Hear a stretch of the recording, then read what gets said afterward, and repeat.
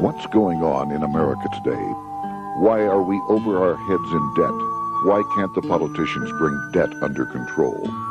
Why are so many people, often both parents now, working at low-paying, dead-end jobs and still making do with less? What's the future of the American economy and way of life? Why does the government tell us inflation is low when the buying power of our paychecks is declining at an alarming rate? Only a generation ago, bread was a quarter, and you could get a new car for $19.95. The problem is that since 1864, we've had a debt-based banking system. All our money is based on government debt. We cannot extinguish government debt without extinguishing our money supply. That's why talk of paying off the national debt without reforming our banking system is an impossibility.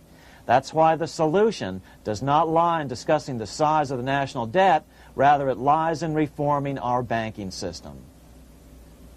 This is the Federal Reserve headquarters in Washington. It sits on this very impressive address, right on Constitution Avenue, right across from the Lincoln Memorial. But is it federal? Is it really part of the United States government? Well, what we're about to show you is that there's nothing federal about the Federal Reserve, and there are no reserves. The name is a deception created back before the Federal Reserve Act was passed in 1913 to make Americans think that America's central bank operates in the public interest. The truth is that the Federal Reserve is a private bank owned by private stockholders and run purely for their private profit. That's exactly correct. The Fed is a privately owned for-profit corporation which, again, has no reserves, at least no reserves available to back up the Federal Reserve notes, which is our common currency. Oh, absolutely. The Federal Reserve is neither federal and has doubtful reserves. It's a private bank that is owned by member banks. And it was chartered under the guise of deceit by an act of Congress in 1913. If there's still any doubt whether the Federal Reserve is a part of the U.S. government, check your local telephone book. In most cities, it is not listed in the blue government pages. It is listed in the business white pages right next to Federal Express, another private company. But more directly, U.S. courts have ruled time and time again that the Fed is a private corporation. Why can't Congress do something about the Fed? Most members of Congress just don't understand the system, and the few who do are afraid to speak up. For example, initially a veteran congressman from Chicago asked us if he could be interviewed for this video. However, both times our camera crew arrived at his office to do the interview, this was all we were able to film. The congressman never appeared, and eventually decided he no longer wanted to participate. But a few others in Congress have been bolder over the years. Here are 3 quick examples. In 1923, Representative Charles A. Lindbergh, a Republican from Minnesota, and father of the famed aviator Lucky Lindy, put it this way: the financial system has been turned over to the Federal Reserve Board. That board administers the finance system by authority of a purely profiteering group. The system is private, conducted for the sole purpose of obtaining the greatest possible profits from the use of other people's money. One of the most outspoken critics in Congress of the Fed was the former chairman of the House Banking and Currency Committee during the Great Depression years. Lewis T. McFadden, Republican of Pennsylvania, said in 1932, "We have in this country one of the most corrupt institutions the world has ever known. I refer to the Federal Reserve Board. This evil institution has impoverished the people of the United States and has practically bankrupted our government. It has done this through the corrupt practices of the moneyed vultures who control it."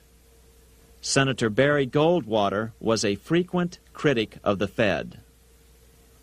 Most Americans have no real understanding of the operation of the international moneylenders. The accounts of the Federal Reserve System have never been audited. It operates outside the control of Congress and manipulates the credit of the United States.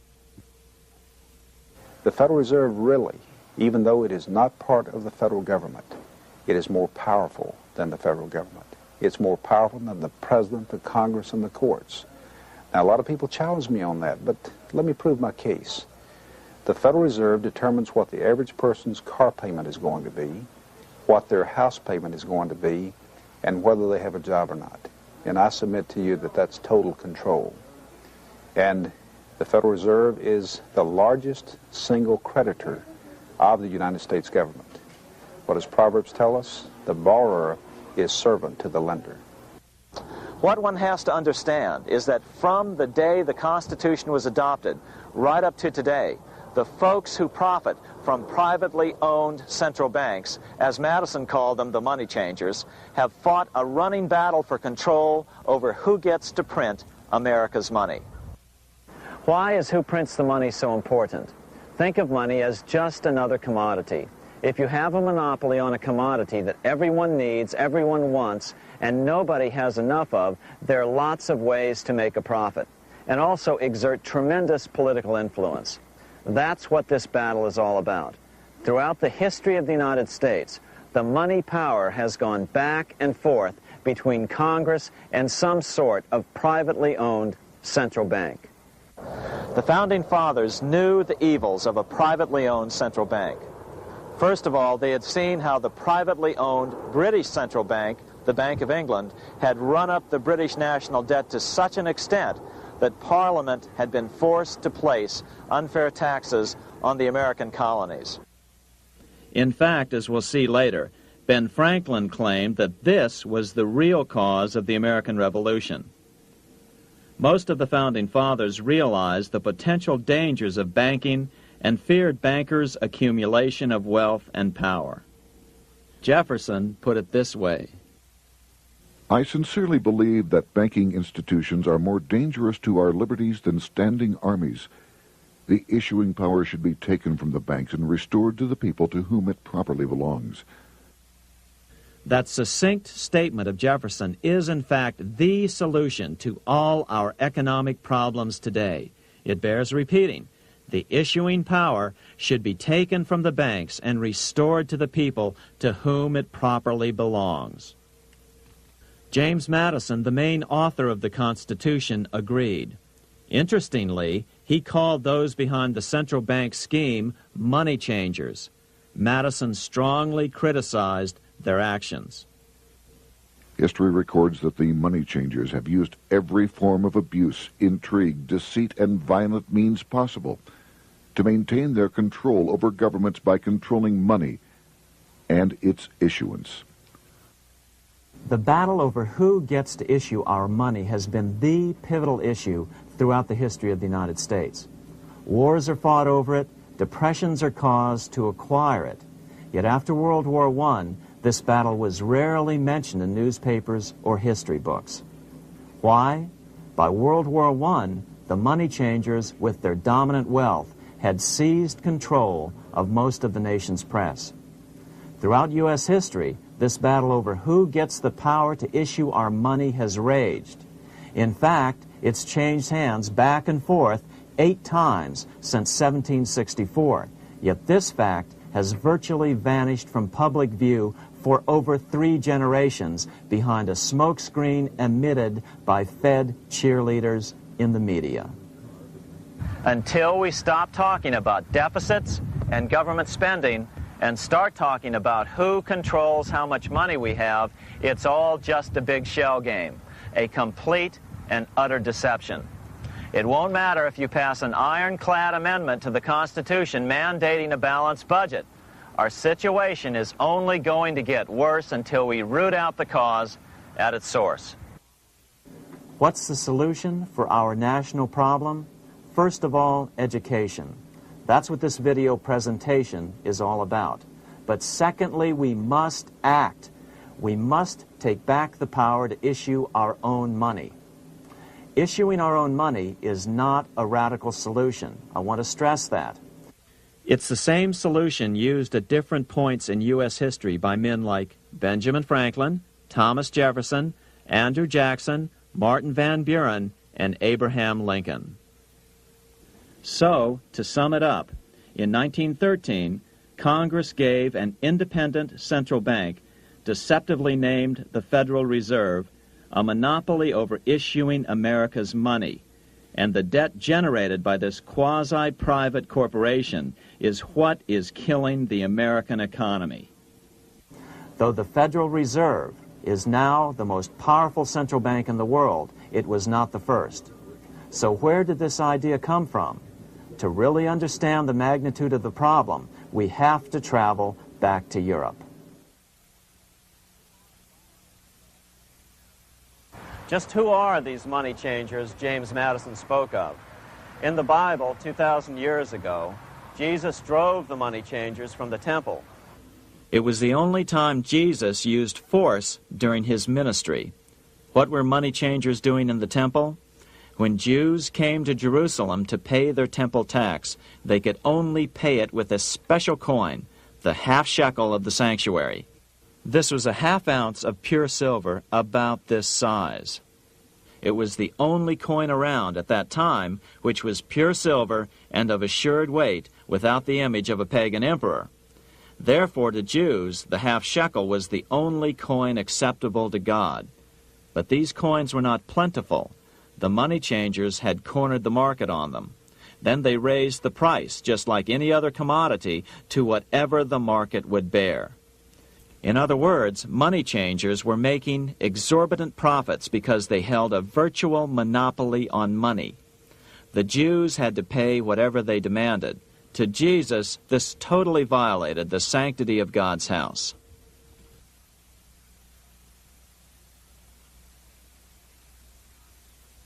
But the money-changing scam did not originate in Jesus' day. 200 years before Christ, Rome was having trouble with money changers.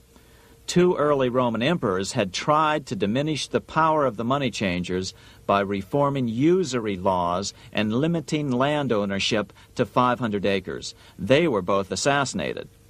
In 48 BC, Julius Caesar took back the power to coin money from the money changers and minted coins for the benefit of all. With this new, plentiful supply of money, he built great public works projects. By making money plentiful, Caesar won the love of the common man. But the money changers hated him. Some believe this was an important factor in Caesar's assassination.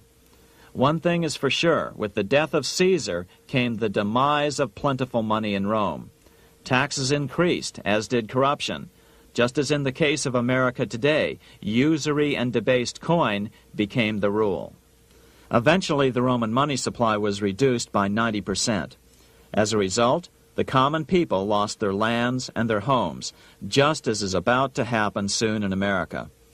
With the demise of plentiful money, the masses lost confidence in the Roman government and refused to support it. Rome plunged into the gloom of the Dark Ages.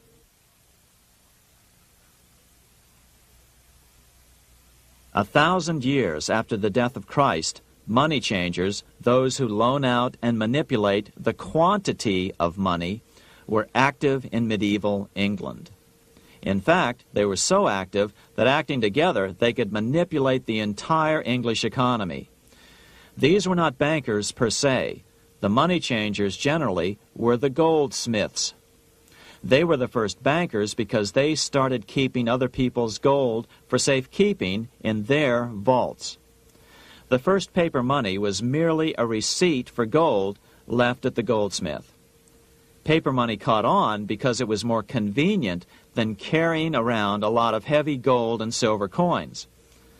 Eventually, goldsmiths noticed that only a small fraction of the depositors ever came in and demanded their gold at any one time. Goldsmiths started cheating on the system. They discovered that they could print more money than they had gold, and usually no one would be the wiser. Then they could loan out this extra money and collect interest on it. This was the birth of fractional reserve banking. That is, loaning out many times more money than you have assets on deposit. So, if $1,000 in gold were deposited with them, they could loan out about $10,000 in paper money and draw interest payments on it, and no one would ever discover the deception. By this means, goldsmiths gradually accumulated more and more wealth and used this wealth to accumulate more and more gold. Today, this practice of loaning out more money than there are reserves is known as fractional reserve banking. Every bank in the United States is allowed to loan out at least 10 times more money than they actually have. That's why they get rich on charging, let's say, 8% interest. It's not really 8% per year, which is their income. It's 80%. That's why bank buildings are always the largest in town. But does that mean that all interest or all banking should be illegal? Hardly. In the Middle Ages, canon law, the law of the Catholic Church, forbade charging interest on loans. This concept followed the teachings of Aristotle and St. Thomas Aquinas. They taught that the purpose of money was to serve the members of society, to facilitate the exchange of goods needed to lead a virtuous life. Interest, in their belief, hindered this purpose by putting an unnecessary burden on the use of money. In other words, interest was contrary to reason and justice. Reflecting church law in the Middle Ages, Europe forbade charging interest on loans and made it a crime called usury. As commerce grew, and therefore opportunities for investment arose in the late Middle Ages, it came to be recognized that to loan money had a cost for the lender, both in risk and in lost opportunity. So some charges were allowed, but not interest per se.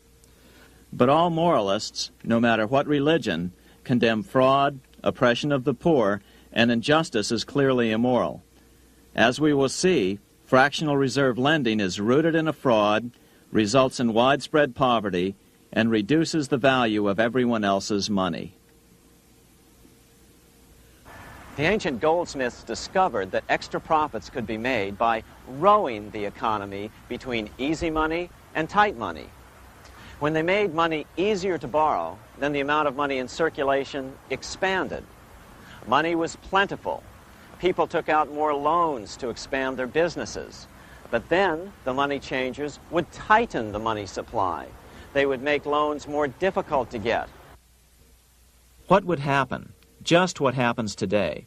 A certain percentage of people could not repay their previous loans and could not take out new loans to repay the old ones. Therefore, they went bankrupt and had to sell their assets to the goldsmiths for pennies on the dollar. The same thing is still going on today. Only today, we call this rowing of the economy up and down the business cycle. Like Julius Caesar, King Henry I of England finally resolved to take the money power away from the goldsmiths about 1100 A.D. Henry could have used anything as money, seashells, feathers, or even yak dung, as is often done in remote Tibetan provinces. But he invented one of the most unusual money systems in history. It was called the tally stick system. Here I have one of the few surviving examples of this form of British money, which lasted 726 years until 1826, a tally stick. The tally system was adopted to avoid the monetary manipulation of the goldsmiths. Tally sticks were money fabricated out of sticks of polished wood. Notches were cut along one edge of the stick to indicate the denominations. Then the stick was split lengthwise through the notches so that both pieces still had a record of the notches. The king kept one half to protect against counterfeiting.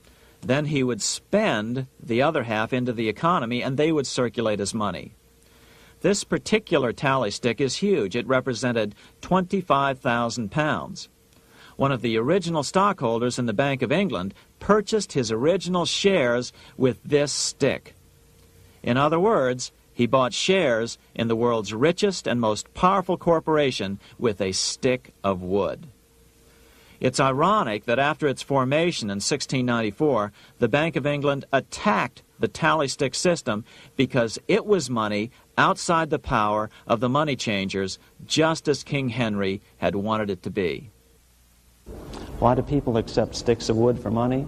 That's a great question. Throughout history, people traded anything they thought had value and used as money. You see, the secret is that money is only what people agree on to use as money. What's our paper money today? It's really just paper. But here's the trick. King Henry ordered that tally sticks had to be used to pay the king's taxes. This built-in demand for tally sticks immediately made them circulate and be accepted as money. And they worked well. In fact, no other form of money has worked so well for so long as tally sticks. Keep in mind, the British Empire was built under the tally stick system. The tally stick system succeeded despite the fact that the money changers constantly attacked it by offering the metal coin system as competition. In other words, metal coins never went completely out of circulation, but tally sticks hung on because they were good for the payment of taxes. Finally, in the 1500s, King Henry VIII relaxed the laws concerning usury, and the money changers wasted no time reasserting themselves. They quickly made their gold and silver money plentiful for a few decades. But when Queen Mary took the throne and tightened the usury laws again, the money changers renewed the hoarding of gold and silver coins, forcing the economy to plummet. When Queen Mary's sister, Queen Elizabeth I, took the throne, she was determined to regain control over English money. Her solution was to issue gold and silver coins from the public treasury and take the control over the money supply away from the money changers. Although control over money was not the only cause of the English Revolution in 1642, religious differences fueled the conflict. Monetary policy played a major role. Financed by the money changers, Oliver Cromwell finally overthrew King Charles, purged the Parliament, and put the king to death. The money changers were immediately allowed to consolidate their financial power. The result was that for the next 50 years, the money changers plunged Great Britain into a series of costly wars. They took over a square mile of property in the center of London, known as the City of London. This area today is still known as one of the 3 predominant financial centers of the world. Conflicts with the Stuart kings led the money changers in England to combine with those in the Netherlands to finance the invasion of William of Orange, who overthrew the Stuarts in 1688 and took the English throne.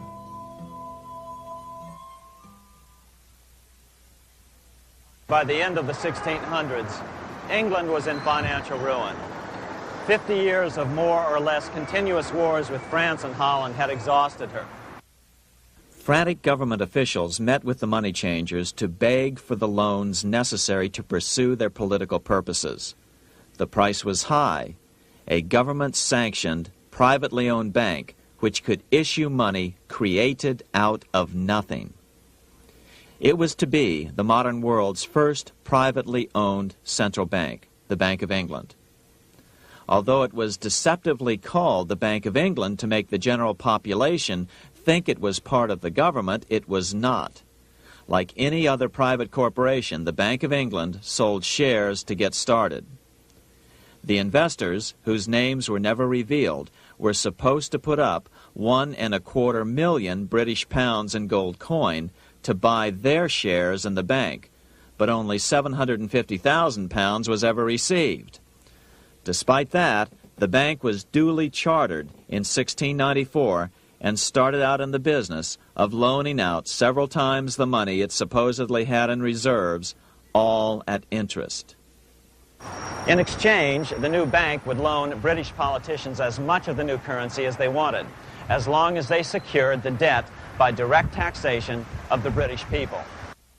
So, legalization of the Bank of England amounted to nothing less than legal counterfeiting of a national currency for private gain.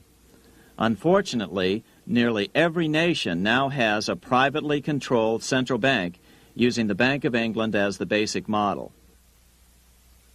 Such is the power of these central banks that they soon take total control over a nation's economy.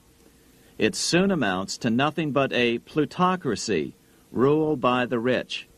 It would be like putting control of the army in the hands of the mafia. The danger of tyranny would be extreme. Yes, we need central banks. No, we do not need them in private hands. The central bank scam is really a hidden tax. The nation sells bonds to the central bank to pay for things it does not have the political will to raise taxes to pay for. But the bonds are purchased with money the central bank creates out of nothing. More money in circulation makes your money worth less. The government gets as much money as it needs, and the people pay for it in inflation. The beauty of the plan is that not one person in 1,000 can figure it out because it's usually hidden behind complex-sounding economics gibberish. With the formation of the Bank of England, the nation was soon awash in money. Prices throughout the country doubled. Massive loans were granted for just about any wild scheme. One venture proposed to drain the Red Sea to recover gold supposedly lost when the Egyptian army drowned pursuing Moses and the Israelites. By 1698, government debt grew from the initial £1.25 million to £16 million. Naturally, taxes were increased and then increased again to pay for all of this. With the British money supply firmly in their grip, the British economy began a wild roller coaster series of booms and depressions, exactly the sort of thing a central bank claims it is determined to prevent. There are two things which I think are intrinsic not just to the Bank of England but to central banking generally. The first is an involvement in the formulation of monetary policy with the specific objective of achieving monetary stability. However, since the Bank of England took control, the British pound has rarely been stable. Now let's take a look at the role of the Rothschild family, the family said to be the wealthiest in the world.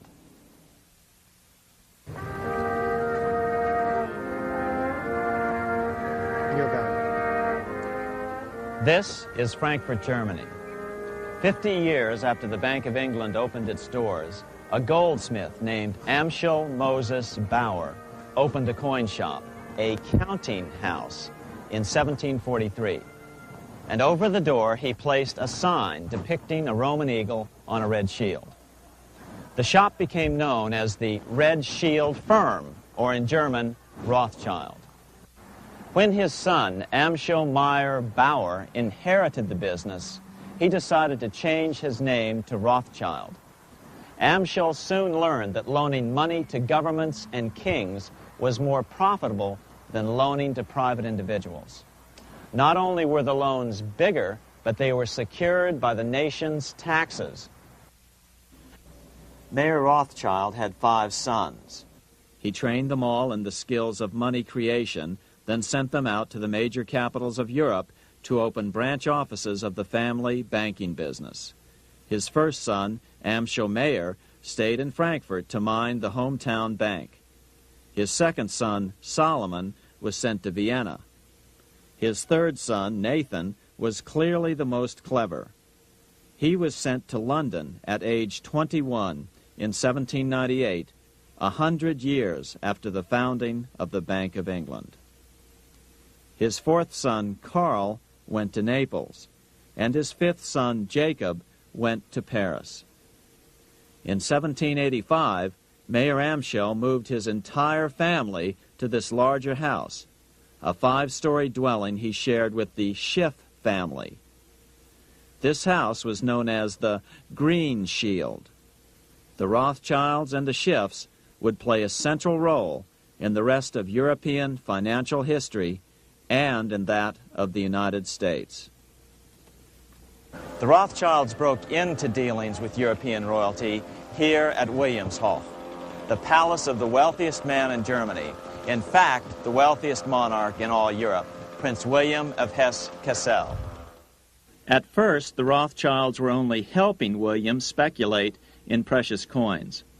But when Napoleon chased Prince William into exile, he sent £550,000, a gigantic sum at that time, to Nathan Rothschild in London with instructions for him to buy consols, British government bonds, also called government stock. But Rothschild used the money for his own purposes.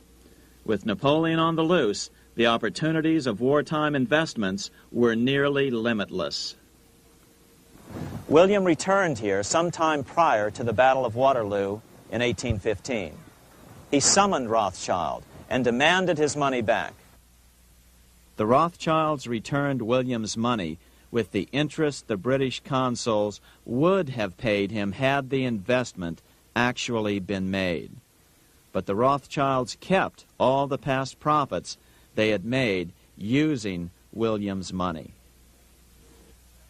Nathan Rothschild later bragged that in the 17 years he'd been in England, he'd increased his original £20,000 stake given to him by his father by 2,500 times. By cooperating within the family, the Rothschilds soon grew unbelievably wealthy.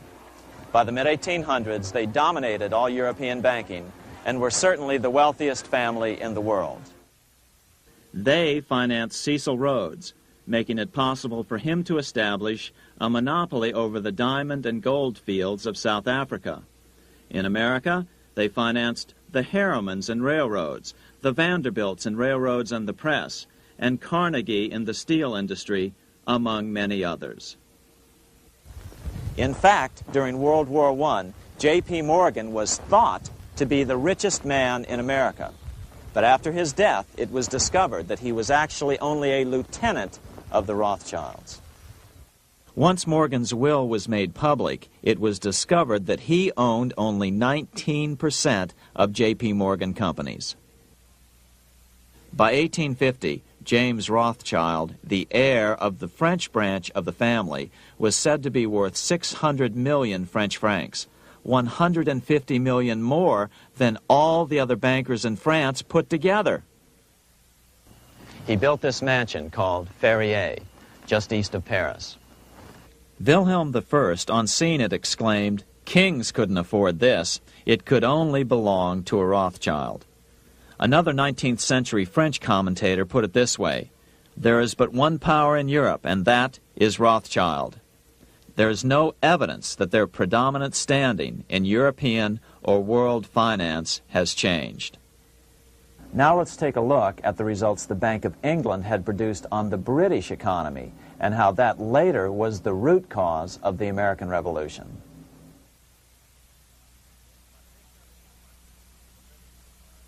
By the mid-1700s, the British Empire was nearing its height of power around the world.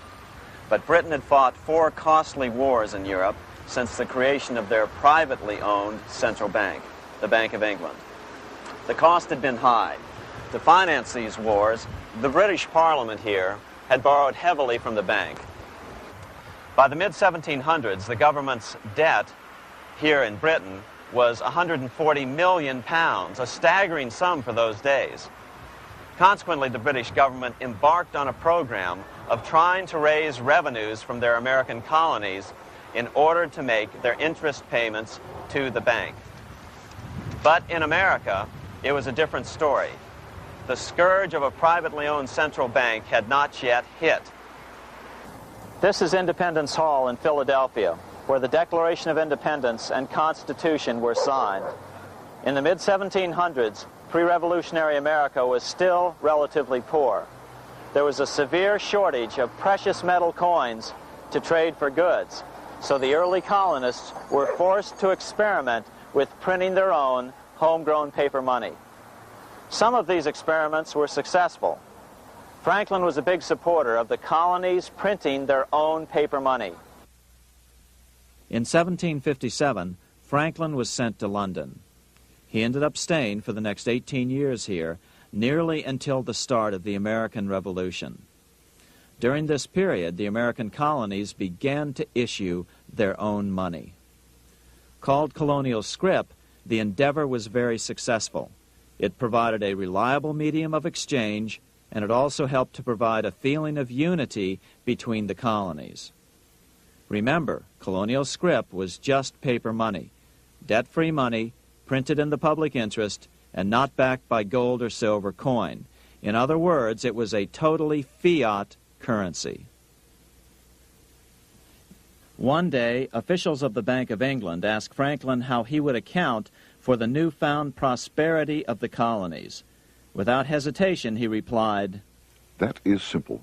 In the colonies, we issue our own money. It is called colonial scrip. We issue it in proper proportion to the demands of trade and industry to make the products pass easily from the producers to the consumers.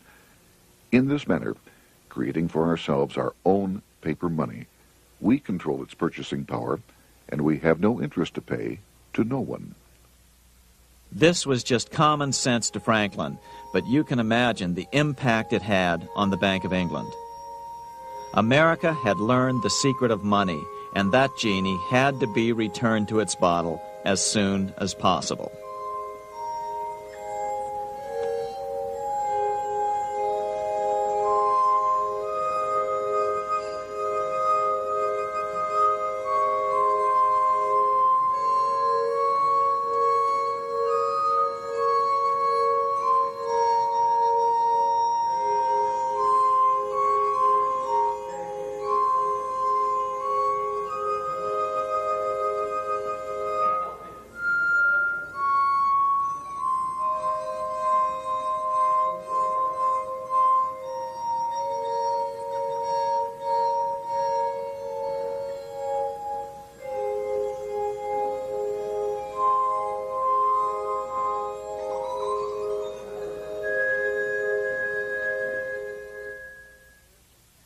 As a result, Parliament hurriedly passed the Currency Act of 1764. This prohibited colonial officials from issuing their own money and ordered them to pay all future taxes in gold or silver coins. In other words, it forced the colonies on a gold or silver standard. For those who still believe that a gold standard is the answer for America's current monetary problems, look what happened to America after that. Writing in his autobiography, Franklin said, "In 1 year, the conditions were so reversed that the era of prosperity ended and a depression set in to such an extent that the streets of the colonies were filled with unemployed." Franklin claims that this was even the basic cause for the American Revolution. As Franklin put it in his autobiography, "The colonies would gladly have borne a little tax on tea and other matters had it not been that England took away from the colonies their money, which created unemployment and dissatisfaction.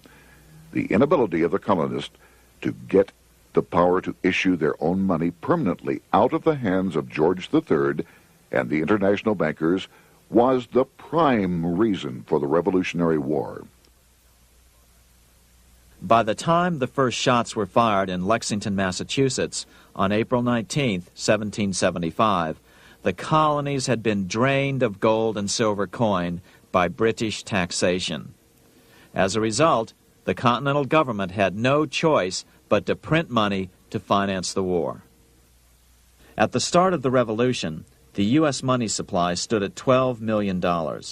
By the end of the war, it was nearly $500 million.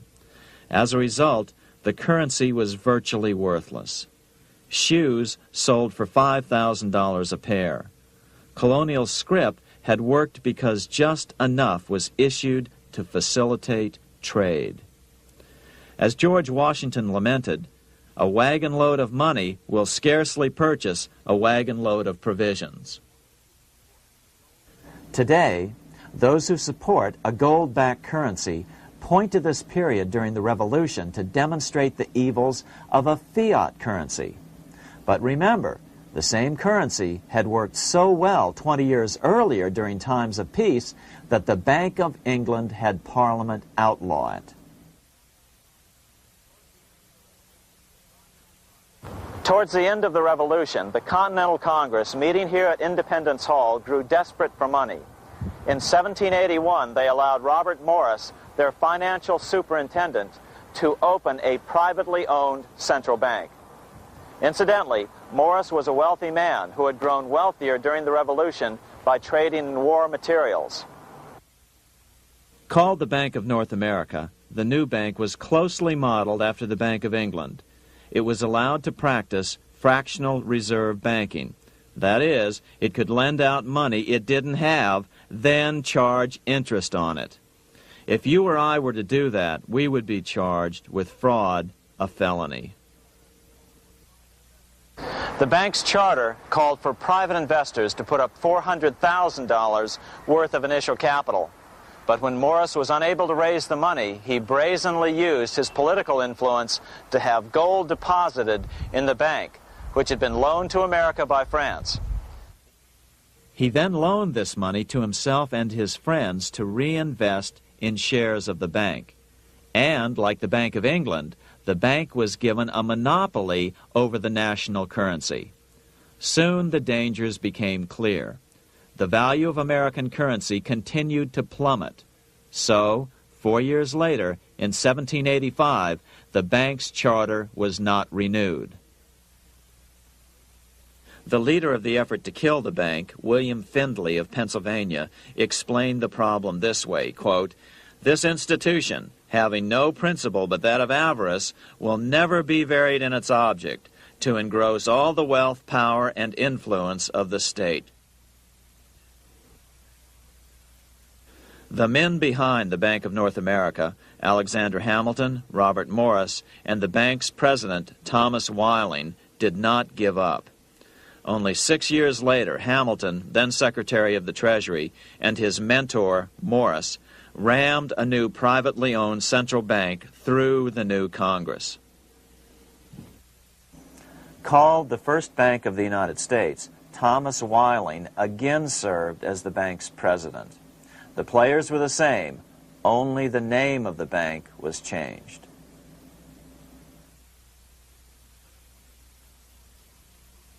In 1787, colonial leaders assembled in Philadelphia to replace the ailing Articles of Confederation. As we saw earlier, both Thomas Jefferson and James Madison were unalterably opposed to a privately owned central bank. They had seen the problems caused by the Bank of England. They wanted nothing of it. As Jefferson later put it, "If the American people ever allow private banks to control the issue of their currency, first by inflation, then by deflation, the banks and the corporations which grow up around them will deprive the people of all property until their children wake up homeless on the continent their fathers conquered." During the debate over the future monetary system, another one of the founding fathers, Gouverneur Morris, castigated the motivations of the owners of the Bank of North America. Gouverneur Morris headed the committee that wrote the final draft of the Constitution. Morris knew the motivations of the bank well. Along with his old boss, Robert Morris, Gouverneur Morris and Alexander Hamilton were the ones who had presented the original plan for the Bank of North America to the Continental Congress in the last year of the Revolution. In a letter he wrote to James Madison on July 2nd, 1787, Gouverneur Morris revealed what was really going on. "The rich will strive to establish their dominion and enslave the rest. They always did. They always will. They will have the same effect here as elsewhere if we do not, by the power of government, keep them in their proper spheres." Despite the defection of Gouverneur Morris from the ranks of the bank, Hamilton, Robert Morris, Thomas Whiling, and their European backers were not about to give up. They convinced the bulk of the delegates to the Constitutional Convention to not give Congress the power to issue paper money. Most of the delegates were still reeling from the wild inflation of the paper currency during the Revolution. They had forgotten how well colonial scrip had worked before the war. But the Bank of England had not. The money changers could not stand to have America printing her own money again. So the Constitution is silent on the matter. This grievous defect left the door wide open for the money changers, just as they had planned.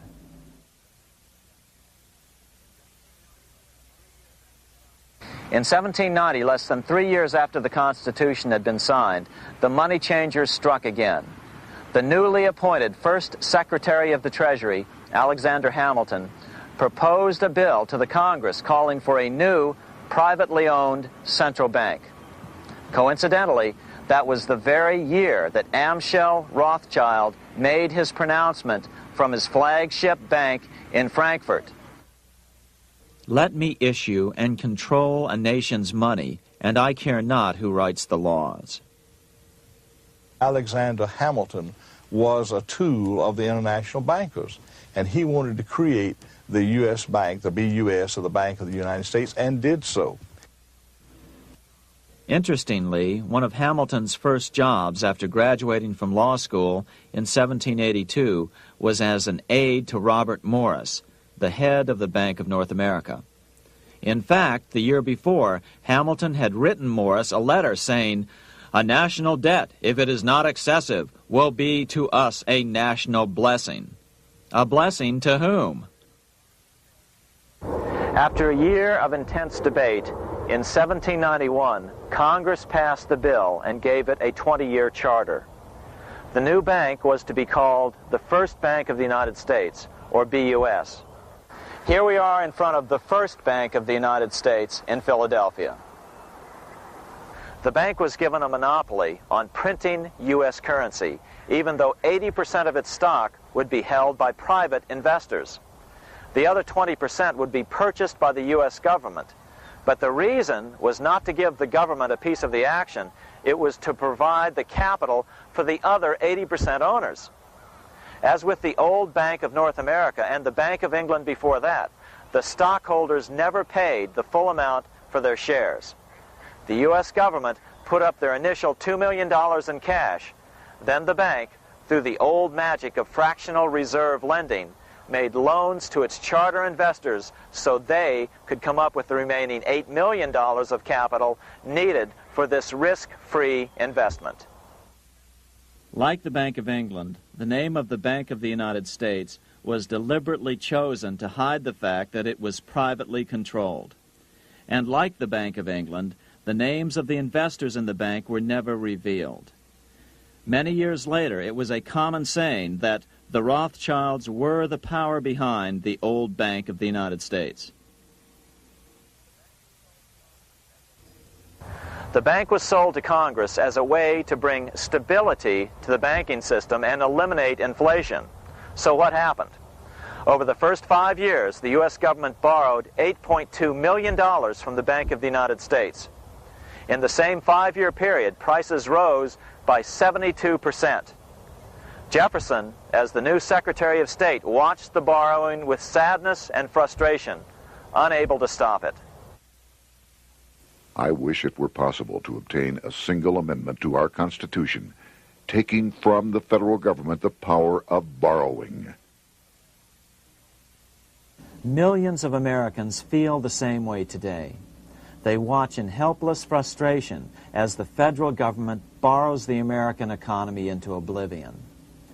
So, although it was called the First Bank of the United States, it was not the first attempt at a privately owned central bank in this country.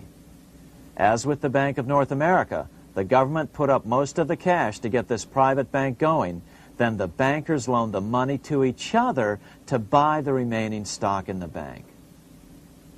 It was a scam, plain and simple, and they wouldn't be able to get away with it for long. But first, we have to travel back to Europe to see how a single man was able to manipulate the entire British economy by obtaining the first news of Napoleon's final defeat.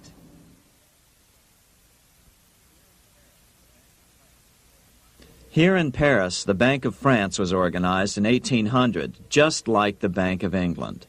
But Napoleon decided France had to break free of debt, and he never trusted the Bank of France. He declared that when a government is dependent upon bankers for money, the bankers, not the leaders of the government, are in control. The hand that gives is above the hand that takes. Money has no motherland. Financiers are without patriotism and without decency. Their sole object is gain. Back in America, unexpected help was about to arrive. In 1800, Thomas Jefferson narrowly defeated John Adams to become the third president of the United States. By 1803, Jefferson and Napoleon had struck a deal. The U.S. would give Napoleon $3 million in gold in exchange for a huge chunk of territory west of the Mississippi River, the Louisiana Purchase. With that $3 million, Napoleon quickly forged an army and set off across Europe, conquering everything in his path. But the Bank of England quickly rose to oppose him. They financed every nation in his path, reaping the enormous profits of war. Prussia, Austria, and finally Russia all went heavily into debt in a futile attempt to stop Napoleon. 4 years later, with the main French army in Russia, 30-year-old Nathan Rothschild, the head of the London office of the Rothschild family, personally took charge of a bold plan to smuggle a much-needed shipment of gold right through France to finance an attack by the Duke of Wellington from Spain. Nathan later bragged at a dinner party in London that it was the best business he'd ever done. Little did he know that he would do much better business in the near future. Wellington's attacks from the south and other defeats eventually forced Napoleon to abdicate, and Louis XVIII was crowned king. Napoleon was exiled to Elba, a tiny island off the coast of Italy, supposedly exiled from France forever. While Napoleon was in exile on Elba, temporarily defeated by England with the financial help of the Rothschilds, America was trying to break free of its central bank as well.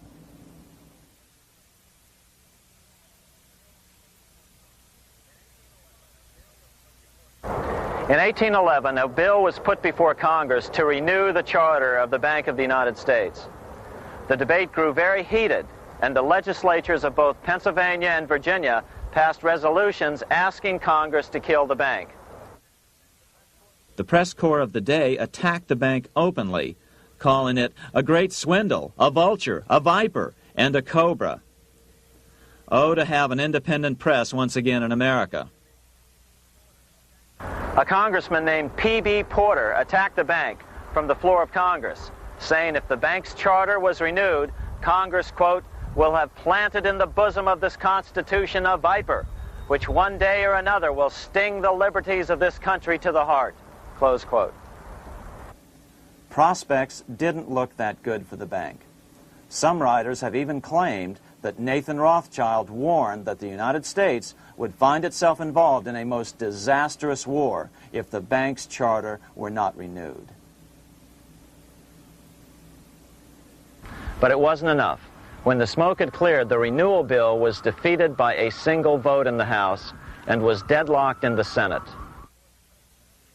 By now, America's fourth president, James Madison, was in the White House. Remember, Madison was a staunch opponent of the bank. His vice president, George Clinton, broke a tie in the Senate and sent the bank into oblivion.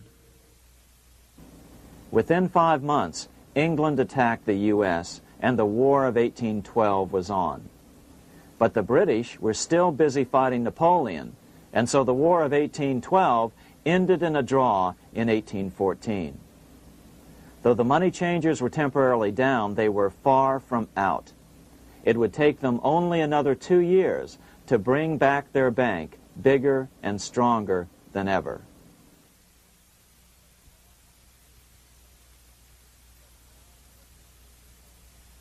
But now let's return to Napoleon, because nothing else in history more aptly demonstrates the ingenuity of the Rothschild family than their control of the British stock market after Waterloo. In 1815, a year after the end of the War of 1812 in America, Napoleon escaped his exile and returned to Paris. French troops were sent out to capture him, but such was his charisma that the soldiers rallied around their old leader and hailed him as their emperor once again. In March of 1815, Napoleon equipped an army which Britain's Duke of Wellington defeated less than 90 days later at Waterloo.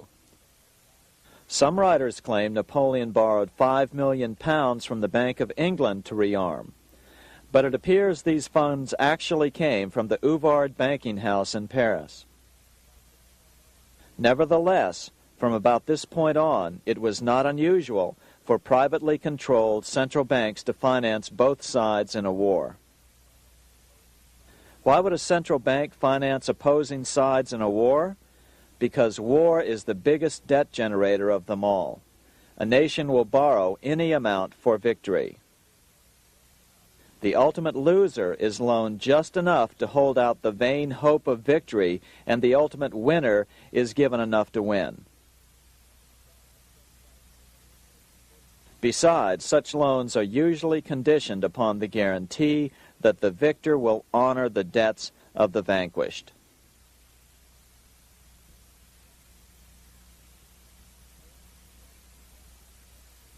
This is the Waterloo battlefield about 200 miles northeast of Paris in what today is Belgium. Here Napoleon suffered his final defeat, but not before thousands of French and Englishmen gave their lives on a steamy summer day in July of 1815. Right over there, on June 18, 1815, 74,000 French troops met 67,000 troops from Britain and other European nations. The outcome was certainly in doubt. In fact, had Napoleon attacked a few hours earlier, he would probably have won the battle. But no matter who won or lost, back in London, Nathan Rothschild planned to use the opportunity to try to seize control over the British stock and bond market and possibly even the Bank of England. Rothschild stationed a trusted agent, a man named Rothworth, on the north side of the battlefield, closer to the English Channel. Once the battle had been decided, Rothworth took off for the Channel. He delivered the news to Nathan Rothschild a full 24 hours before Wellington's own courier. Rothschild hurried to the stock market and took up his usual position in front of an ancient pillar. All eyes were on him. The Rothschilds had a legendary communications network. If Wellington had been defeated and Napoleon was loose on the continent again, Britain's financial situation would become grave indeed. Rothschild looked saddened. He stood there motionless, eyes downcast. Then suddenly he began selling. Other nervous investors saw that Rothschild was selling.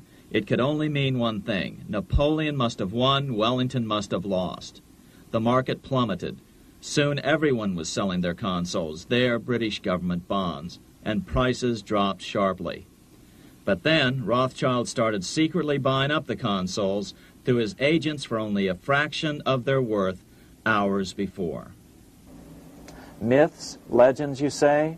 100 years later, the New York Times ran a story which said that Nathan's grandson had attempted to secure a court order to suppress a book with this stock market story in it. The Rothschild family claimed the story was untrue and libelous, but the court denied the Rothschilds' request and ordered the family to pay all court costs. What's even more interesting about this story is that some authors claim that the day after the Battle of Waterloo, in a matter of hours, Nathan Rothschild came to dominate not only the bond market, but the Bank of England as well. Whether or not the Rothschild family seized control of the Bank of England, the first privately owned central bank in a major European nation and the wealthiest, one thing is certain. By the mid-1800s, the Rothschilds were the richest family in the world, bar none. They dominated the new government bond markets and branched into other banks and industrial concerns. In fact, the rest of the 19th century was known as the Age of the Rothschilds. Despite this overwhelming wealth, the family has generally cultivated an aura of invisibility. Although the family controls scores of industrial, commercial, mining, and tourist corporations, only a handful bear the Rothschild name. By the end of the 19th century, one expert estimated that the Rothschild family controlled half the wealth of the world. Whatever the extent of their vast wealth, it is reasonable to assume that their percentage of the world's wealth has increased since then. But since the turn of the century, the Rothschilds have cultivated the notion that their power has somehow waned even as their wealth increases.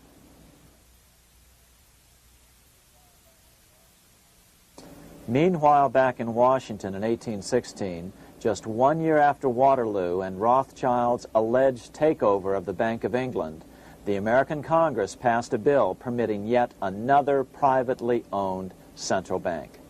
This bank was called the Second Bank of the United States.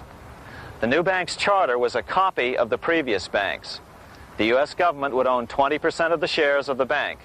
Of course, the federal share was paid by the Treasury up front into the bank's coffers. Then, through the magic of fractional reserve lending, it was transformed into loans to private investors who then bought the remaining 80% of the shares. Just as before, the primary stockholders remained a secret. But it is known that the largest block of shares, about 1/3 of the total, were sold to foreigners. As one observer put it, it is certainly no exaggeration to say that the Second Bank of the United States was rooted as deeply in Britain as it was in America. So, by 1816, some authors claim the Rothschilds had taken control over the Bank of England and backed a new, privately owned central bank in America as well.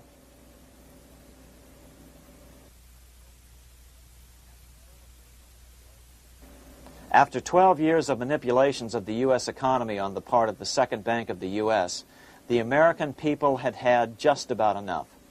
Opponents of the bank nominated a dignified senator from Tennessee, Andrew Jackson, the hero of the Battle of New Orleans, to run for president. This is his home, the Hermitage. No one gave Jackson a chance initially. The bank had long ago learned how the political process could be controlled with money. To the surprise and dismay of the money changers, Jackson was swept into office in 1828. Jackson was determined to kill the bank at the first opportunity and wasted no time in trying to do so. But the bank's 20-year charter didn't come up for renewal until 1836, the last year of his second term, if he could survive that long. During his first term, Jackson contented himself with rooting out the bank's many minions from government service. He fired 2,000 of the 11,000 employees of the federal government. In 1832, with his re-election approaching, the bank struck an early blow, hoping Jackson would not want to stir up controversy. They asked Congress to pass a renewal bill 4 years early. Naturally, Congress complied, then sent it to the president for signing. But Jackson weighed in with both feet. Old Hickory, never a coward, vetoed the bill. His veto message is one of the great American documents. It clearly lays out the responsibility of the American government towards its citizens, rich and poor. It is not our own citizens only who are to receive the bounty of our government. More than 8 million of the stock of this bank are held by foreigners. Is there no danger to our liberty and independence in a bank that in its nature has so little to bind it to our country? Controlling our currency, receiving our public monies, and holding thousands of our citizens' independence would be more formidable and dangerous than a military power of the enemy. If government would confine itself to equal protection and, as heaven does its rains, shower its favor alike on the high and the low, the rich and the poor, it would be an unqualified blessing. In the act before me, there seems to be a wide and unnecessary departure from these just principles. Later that year, in July 1832, Congress was unable to override Jackson's veto. Now Jackson had to stand for re-election. Jackson took his argument directly to the people. For the first time in U.S. history, Jackson took his presidential campaign on the road. Before then, presidential candidates stayed at home and looked presidential. His campaign slogan was Jackson and no bank. The National Republican Party ran Senator Henry Clay against Jackson. Despite the fact that the bankers poured over $3 million into Clay's campaign, Jackson was reelected by a landslide in November of 1832. Despite his presidential victory, Jackson knew the battle was only beginning. "The hydra of corruption is only scotched, not dead," said the newly elected president. Jackson ordered his new Secretary of Treasury, Lewis McLean, to start removing the government's deposits from the second bank and start placing them in state banks. But McLean refused to do so. Jackson fired him and appointed William J. Duane as the new Secretary of the Treasury. Duane also refused to comply with the president's requests, and so Jackson fired him as well and then appointed Roger B. Taney to the office. Taney did withdraw government funds from the bank starting on October 1st, 1833. Jackson was jubilant. "I have it chained. I'm ready with screws to draw every tooth and then the stumps." But the bank was not yet done fighting. Its head, Nicholas Biddle, used his influence to get the Senate to reject Taney's nomination. Then, in a rare show of arrogance, Biddle threatened to cause a depression if the bank was not rechartered. This worthy president thinks that because he has scalped Indians and imprisoned judges, he is to have his way with the bank. He is mistaken. Next, in an unbelievable fit of honesty for a central banker, Biddle admitted that the bank was going to make money scarce to force Congress to restore the bank. Nothing but widespread suffering will produce any effect on Congress. Our only safety is in pursuing a steady course of firm restriction, and I have no doubt that such a course will ultimately lead to restoration of the currency and the recharter of the bank. What a stunning revelation. Here was the pure truth, revealed with shocking clarity. Biddle intended to use the money contraction power of the bank to cause a massive depression until America gave in. Unfortunately, this has happened time and time again throughout U.S. history and is about to happen again in today's world. Nicholas Biddle made good on his threat. The bank sharply contracted the money supply by calling in old loans and refusing to extend new ones. A financial panic ensued, followed by a deep depression. Naturally, Biddle blamed Jackson for the crash, saying that it was caused by the withdrawal of federal funds from the bank. Unfortunately, his plan worked well. Wages and prices sagged. Unemployment soared along with business bankruptcies. The nation quickly went into an uproar. Newspaper editors blasted Jackson in editorials. The bank threatened to withhold payments, which then could be made directly to key politicians for their support. Within only months, Congress assembled in what was called the panic session. 6 months after he had withdrawn funds from the bank, Jackson was officially censured by a resolution which passed the Senate by a vote of 26 to 20. It was the first time a president had ever been censured by Congress. Jackson lashed out at the bank. "You are a den of vipers. I intend to rout you out, and by eternal God, I will rout you out." America's fate teetered on a knife edge. If Congress could muster enough votes to override Jackson's veto, the bank would be granted another 20-year monopoly or more over America's money, time enough to consolidate its already great power. Then a miracle occurred. The governor of Pennsylvania came out supporting President Jackson and strongly criticized the bank. On top of that, Biddle had been caught boasting in public about the bank's plan to crash the economy. Suddenly, the tide shifted.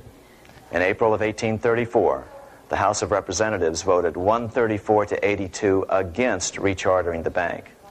This was followed up by an even more lopsided vote to establish a special committee to investigate whether the bank had caused the crash.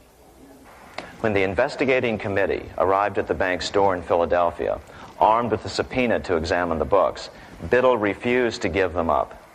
Nor would he allow inspection of correspondence with congressmen relating to their personal loans and advances he'd made to them.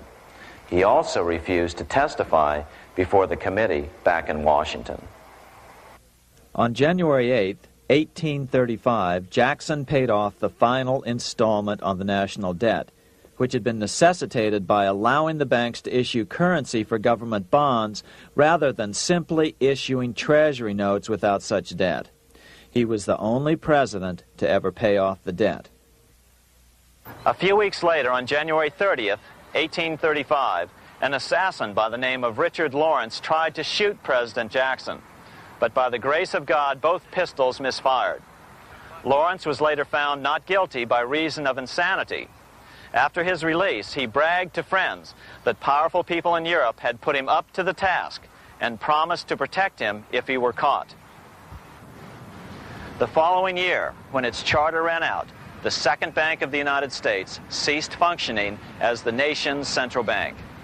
Biddle was later arrested and charged with fraud. He was tried and acquitted, but died shortly thereafter while still tied up in civil suits. After his second term as president, Jackson retired here to the Hermitage outside of Nashville to live out his life. He is still remembered here for his determination to kill the bank. In fact, he killed it so well that it took the money changers 77 years to undo the damage. When asked what his most important accomplishment had been, Jackson replied, "I killed the bank."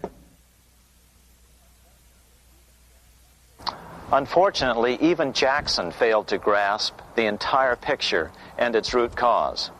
Although Jackson had killed the central bank, the most insidious weapon of the money changers, fractional reserve banking, remained in use by the numerous state-chartered banks. This fueled economic instability in the years before the Civil War. Still, the central bankers were out, and as a result, America thrived as it expanded westward. During this time, the principal money changers struggled to regain their lost centralized power, but to no avail. Then, finally, they reverted to the old central bankers' formula: war to create debt and dependency. If they couldn't get their central bank any other way, America could be brought to its knees by plunging it into a civil war, just as they had done in 1812 after the first Bank of the United States was not rechartered. 1 month after the inauguration of Abraham Lincoln, the first shots of the American Civil War were fired here at Fort Sumter, South Carolina, on April 12, 1861. Certainly slavery was a cause for the Civil War, but not the primary cause. Lincoln knew that the economy of the South depended upon slavery, and so before the Civil War, he had no intention of eliminating it. Lincoln had put it this way in his inaugural address only 1 month earlier. I have no purpose, directly or indirectly, to interfere with the institution of slavery in the states where it now exists. I believe I have no lawful right to do so, and I have no inclination to do so. Even after the first shots were fired here at Fort Sumter, Lincoln continued to insist that the Civil War was not about the issue of slavery. My paramount objective is to save the Union, and it is not either to save or destroy slavery. If I could save the Union without freeing any slave, I would do it. So what was the Civil War all about? There were many factors at play.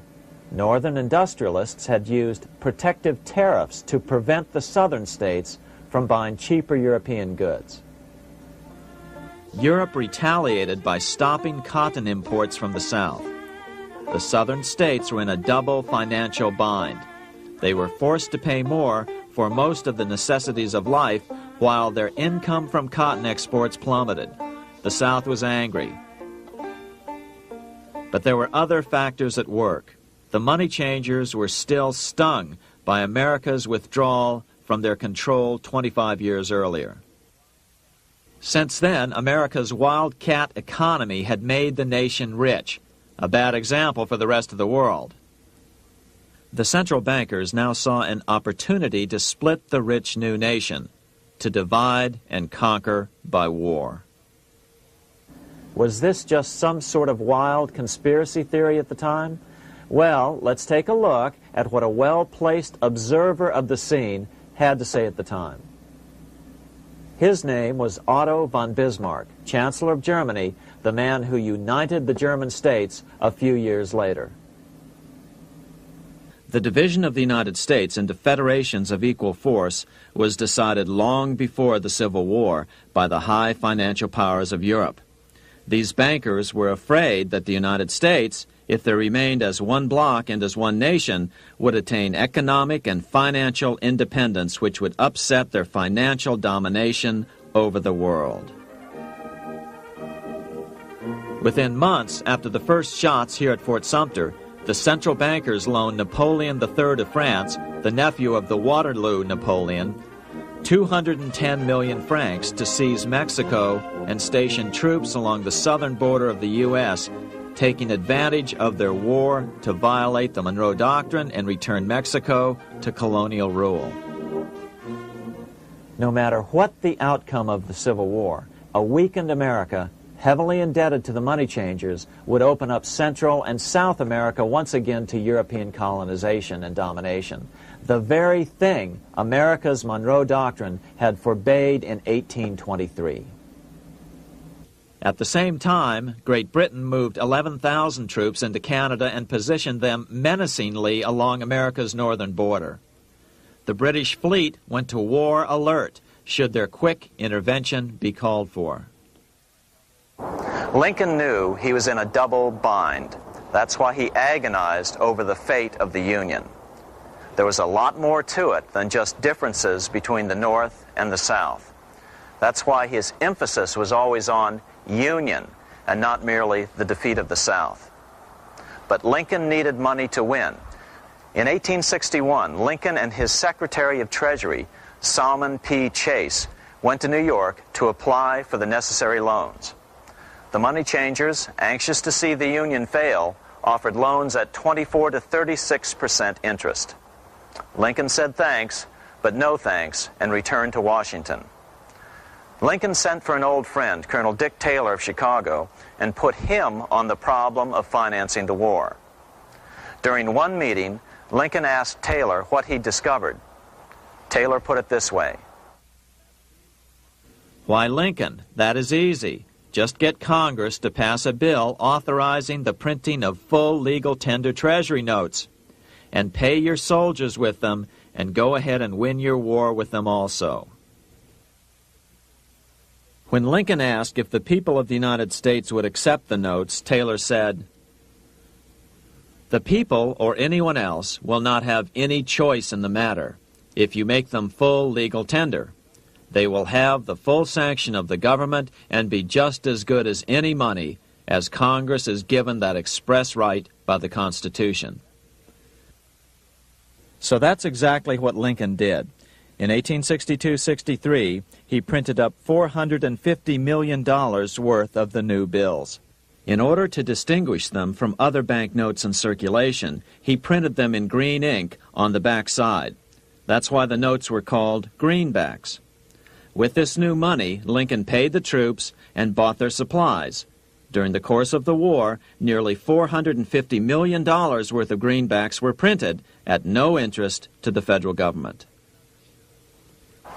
Lincoln understood who was really pulling the strings and what was at stake for the American people. This is how he explained his rationale. The government should create, issue, and circulate all the currency and credit needed to satisfy the spending power of the government and the buying power of consumers. The privilege of creating and issuing money is not only the supreme prerogative of government, but it is the government's greatest creative opportunity. By the adoption of these principles, the taxpayers will be saved immense sums of interest. Money will cease to be master and become the servant of humanity. A truly incredible editorial in the London Times explained the central bankers' attitude towards Lincoln's greenbacks.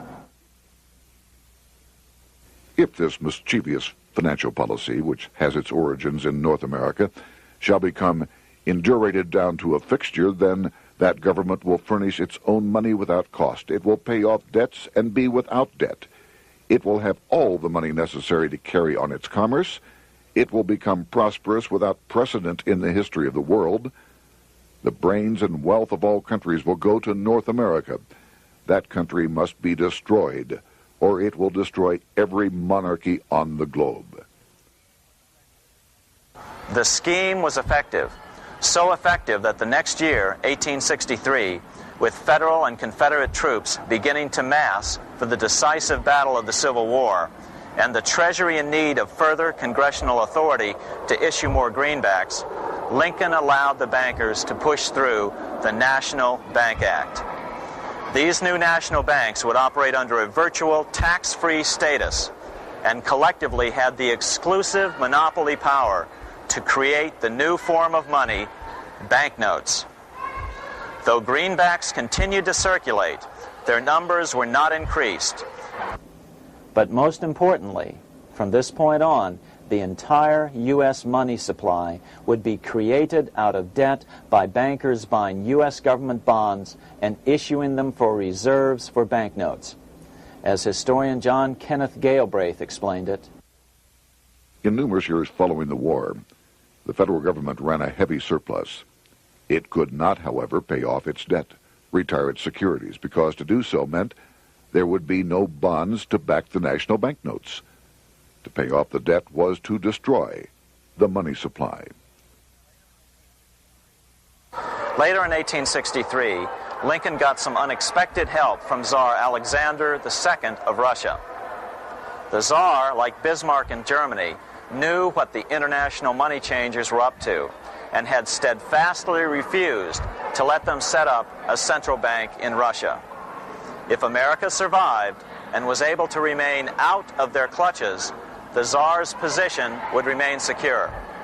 If the bankers were successful at dividing America and giving the pieces back to Great Britain and France, both nations under control of their central banks, eventually they would threaten Russia again. So the Tsar gave orders that if either England or France actively intervened and gave aid to the South, Russia would consider such action as a declaration of war. He did the same with part of his Pacific Fleet and sent them to port in San Francisco. Lincoln was reelected the next year, 1864. Had he lived, he would surely have killed the national bank's money monopoly extracted from him during the war. On November 21, 1864, he wrote a friend the following: The money power preys upon the nation in times of peace and conspires against it in times of adversity. It is more despotic than monarchy, more insolent than autocracy, more selfish than bureaucracy. Shortly before Lincoln was murdered, his former Secretary of Treasury, Salmon P. Chase, bemoaned his role in helping secure the passage of the National Banking Act only 1 year earlier. My agency in promoting the passage of the National Banking Act was the greatest financial mistake in my life. It has built up a monopoly which affects every interest in the country. On April 14, 1865, 41 days after his second inauguration and just 5 days after Lee surrendered to Grant at Appomattox, Lincoln was shot by John Wilkes Booth at Ford's Theater. Bismarck, Chancellor of Germany, lamented the death of Abraham Lincoln. The death of Lincoln was a disaster for Christendom. There was no man in the United States great enough to wear his boots. I fear that foreign bankers, with their craftiness and torturous tricks, will entirely corrupt the exuberant riches of America and use it systematically to corrupt modern civilization. They will not hesitate to plunge the whole of Christendom into wars and chaos in order that the earth should become their inheritance.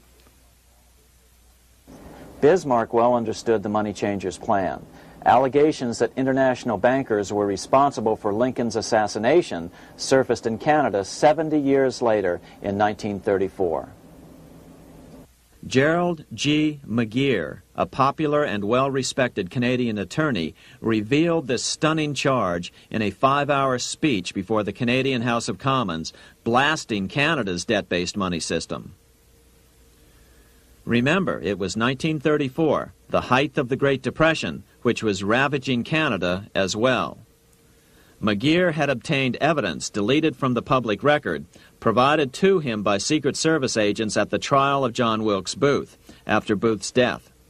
McGeer said it showed that Booth was a mercenary working for the international bankers. According to an article in the Vancouver Sun of May 2nd, 1934, Abraham Lincoln, the martyred emancipator of the slaves, was assassinated through the machinations of a group representative of the international bankers who feared the United States President's national credit ambitions. There was only one group in the world at that time who had any reason to desire the death of Lincoln. They were the men opposed to his national currency program and who had fought him throughout the whole Civil War on his policy of greenback currency. Interestingly, McGeer claimed that Lincoln was assassinated not only because international bankers wanted to reestablish a central bank in America, but because they also wanted to base America's currency on gold. Gold they controlled. In other words, put America on a gold standard. Lincoln had done just the opposite by issuing U.S. notes, greenbacks, which were based purely on the good faith and credit of the United States. The article quoted McGeer as saying, "They were the men interested in the establishment of the gold standard and the right of the bankers to manage the currency and credit of every nation in the world. With Lincoln out of the way, they were able to proceed with that plan and did proceed with it in the United States. Within 8 years after Lincoln's assassination, silver was demonetized and the gold standard money system set up in the United States." Not since Lincoln has the U.S. issued debt-free United States notes. These red-sealed bills, which were issued in 1963, were not a new issue from President Kennedy, but merely the old greenbacks reissued year after year. In another act of folly and ignorance, the 1994 Regal Act actually authorized the replacement of Lincoln's greenbacks with debt-based notes. In other words, greenbacks were in circulation in the United States until 1994. Why was silver bad for the bankers and gold good? Simple. Because silver was plentiful in the United States. It was very hard to control. Gold was, and always has been, scarce. Throughout history, it has been relatively easy to monopolize gold, but silver has historically been 15 times more plentiful.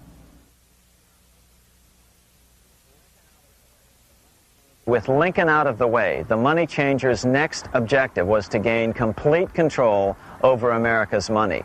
This was no easy task. With the opening of the American West, silver had been discovered in huge quantities. On top of that, Lincoln's greenbacks were generally popular. Despite the European central bankers' deliberate attacks on greenbacks, they continued to circulate in the United States, in fact, until a few years ago. According to historian W. Cleon Skousen, right after the Civil War, there was considerable talk about reviving Lincoln's brief experiment with the constitutional monetary system. Had not the European Money Trust intervened, it would have no doubt become an established institution. It is clear that the concept of America printing her own debt-free money sent shockwaves throughout the European central banking elite. They watched with horror as Americans clamored for more greenbacks. They may have killed Lincoln, but support for his monetary ideas grew. On April 12, 1866, nearly 1 year to the day of Lincoln's assassination, Congress went to work at the bidding of the European central banking interests. It passed the Contraction Act, authorizing the Secretary of the Treasury to begin to retire some of the greenbacks in circulation and thereby contract the money supply. Authors Theodore R. Thorin and Richard F. Warner explained the results of the money contraction in their classic book on the subject, The Truth in Money Book. The hard times which occurred after the Civil War could have been avoided if the greenback legislation had continued as President Lincoln had intended. Instead, there were a series of money panics, what we call recessions, which put pressure on Congress to enact legislation to place the banking system under centralized control. Eventually, the Federal Reserve Act was passed on December 23, 1913. In other words, the money changers wanted two things: the reinstitution of a central bank under their exclusive control, and two, an American currency backed by gold. Their strategy was twofold. First of all, cause a series of panics to try to convince the American people that only centralized control of the money supply could provide economic stability. And secondly, remove so much money from the system that most Americans would be so desperately poor that they either wouldn't care or would be too weak to oppose the bankers. In 1866, there was $1.8 billion in currency in circulation in the United States, about $50.46 per capita. In 1867 alone, $500 million, $500 million, was removed from the U.S. money supply. 10 years later, in 1876, America's money supply was reduced to only $600 million. In other words, 2/3 of America's money had been called in by the bankers. Only $14.60 per capita remained in circulation. 10 years later, the money supply had been reduced to only $400 million, even though the population had boomed. The result was that only $6.67 per capita remained in circulation, a 760% loss in buying power over 20 years. Today, economists try to sell the idea that recessions and depressions are a natural part of something they call the business cycle. The truth is, our money supply is manipulated now just as it was before and after the Civil War. How did this happen? How did money become so scarce? Simple. Bank loans were called in and no new ones were given. In addition, silver coins were melted down.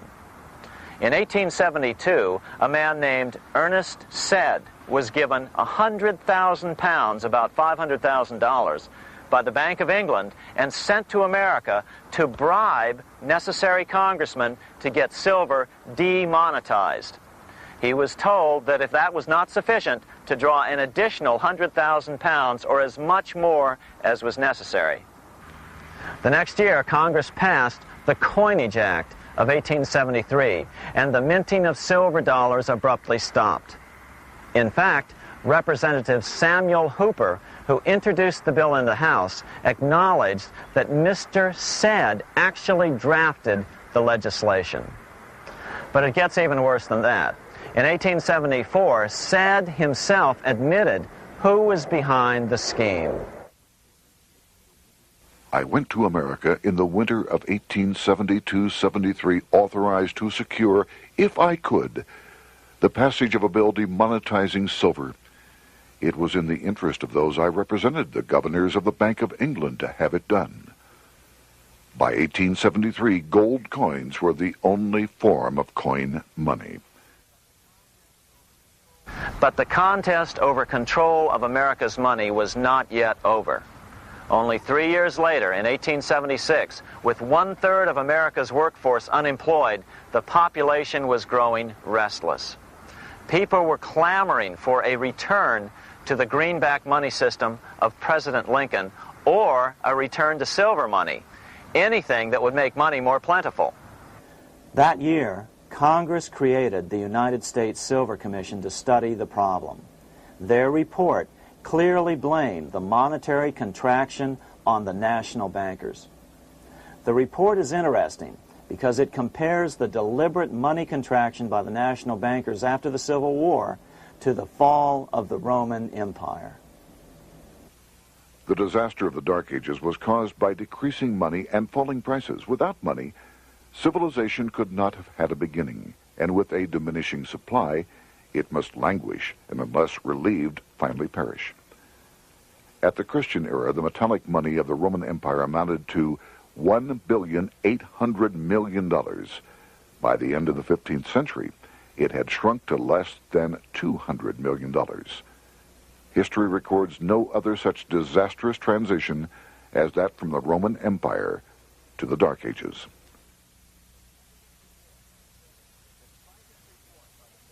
Despite this report by the Silver Commission, Congress took no action. The next year, 1877, riots broke out from Pittsburgh to Chicago. The torches of starving vandals lit up the sky. The bankers huddled to decide what to do. They decided to hang on. Now that they were back in control to a certain extent, they were not about to give it up.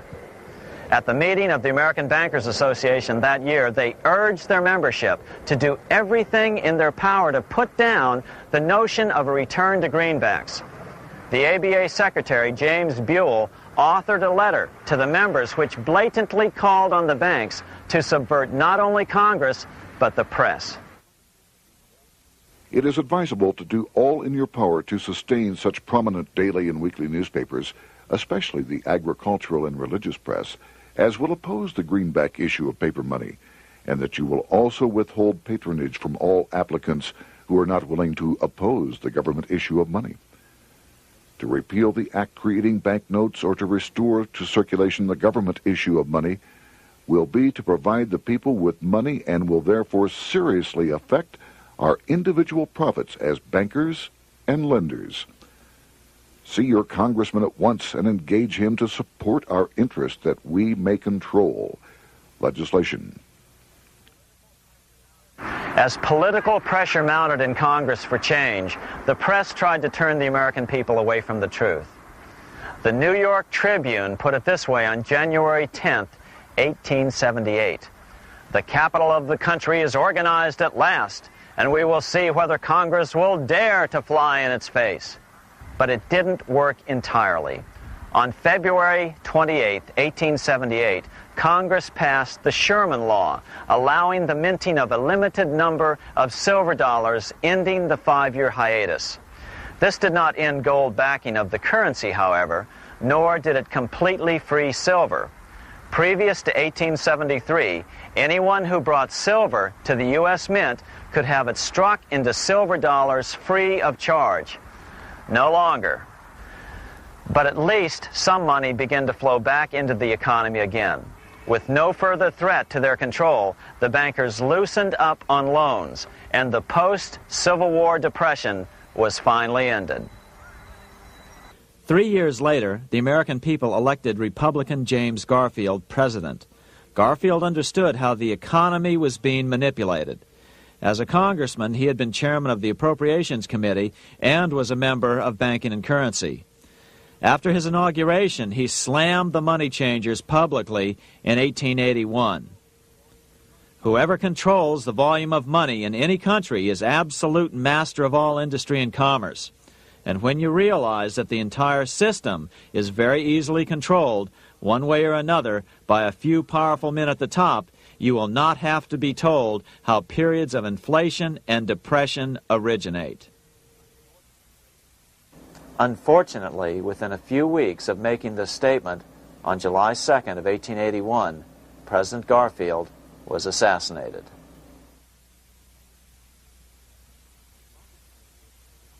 The money changers were gathering strength fast.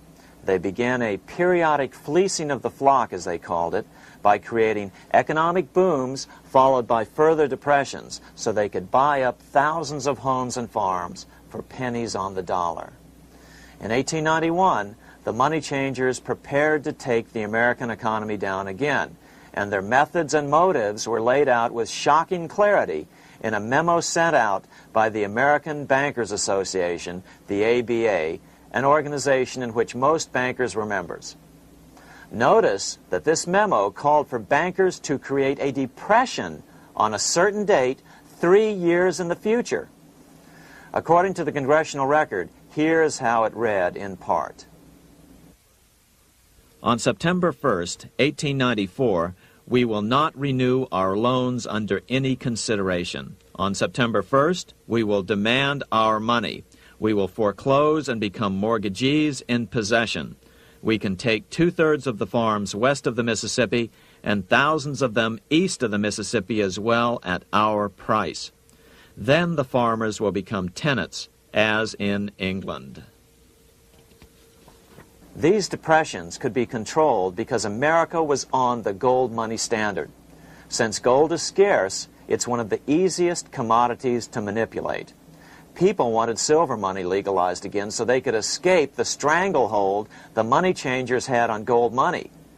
People wanted silver money reinstated, reversing Mr. Said's Act of 1873, by then called the Crime of 73. By 1896, the issue of more silver money had become the central issue in the presidential campaign. William Jennings Bryan, a senator from Nebraska, ran for president as a Democrat on the free silver issue. At the Democratic National Convention in Chicago, he made an emotional speech which won him the nomination entitled Crown of Thorns and Cross of Gold. Though Bryan was only 36 years old at the time, this speech is widely regarded as the most famous oration ever made before a political convention. In the dramatic conclusion, Bryan said, "We will answer their demand for a gold standard by saying to them, you shall not press down upon the brow of labor this crown of thorns. You shall not crucify mankind upon a cross of gold." The bankers lavishly supported the Republican candidate, William McKinley, who favored the gold standard. The resulting contest was amongst the most fiercely contested presidential races in American history. Bryan made over 600 speeches in 27 states. The McKinley campaign got manufacturers and industrialists to inform their employees that if Bryan were elected, all factories and plants would close and there would be no work. The ruse succeeded. McKinley beat Bryan by a small margin. Bryan ran for president again in 1900 and in 1908, but fell short each time. During the 1912 Democratic Convention, Bryan was a powerful figure who helped Woodrow Wilson win the nomination. When Wilson became president, he appointed Bryan as Secretary of State, but Bryan soon became disenchanted with the Wilson administration. Bryan served only 2 years in the Wilson administration before resigning in 1915 over the highly suspicious sinking of the Lusitania, the event which was used to drive America into World War I. Although William Jennings Bryan never gained the presidency, his efforts delayed the money changers for 17 years from attaining their next goal, a new, privately owned central bank for America.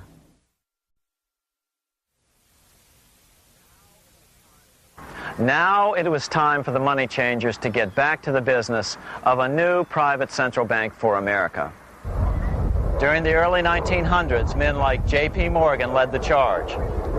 One final panic would be necessary to focus the nation's attention on the supposed need for a central bank. The rationale was that only a central bank can prevent bank failures. Morgan was clearly the most powerful banker in America and a suspected agent for the Rothschilds. Morgan had helped finance John D. Rockefeller's Standard Oil empire. He had also helped finance the monopolies of Edward Harriman in railroads, of Andrew Carnegie in steel, and of others in numerous industries.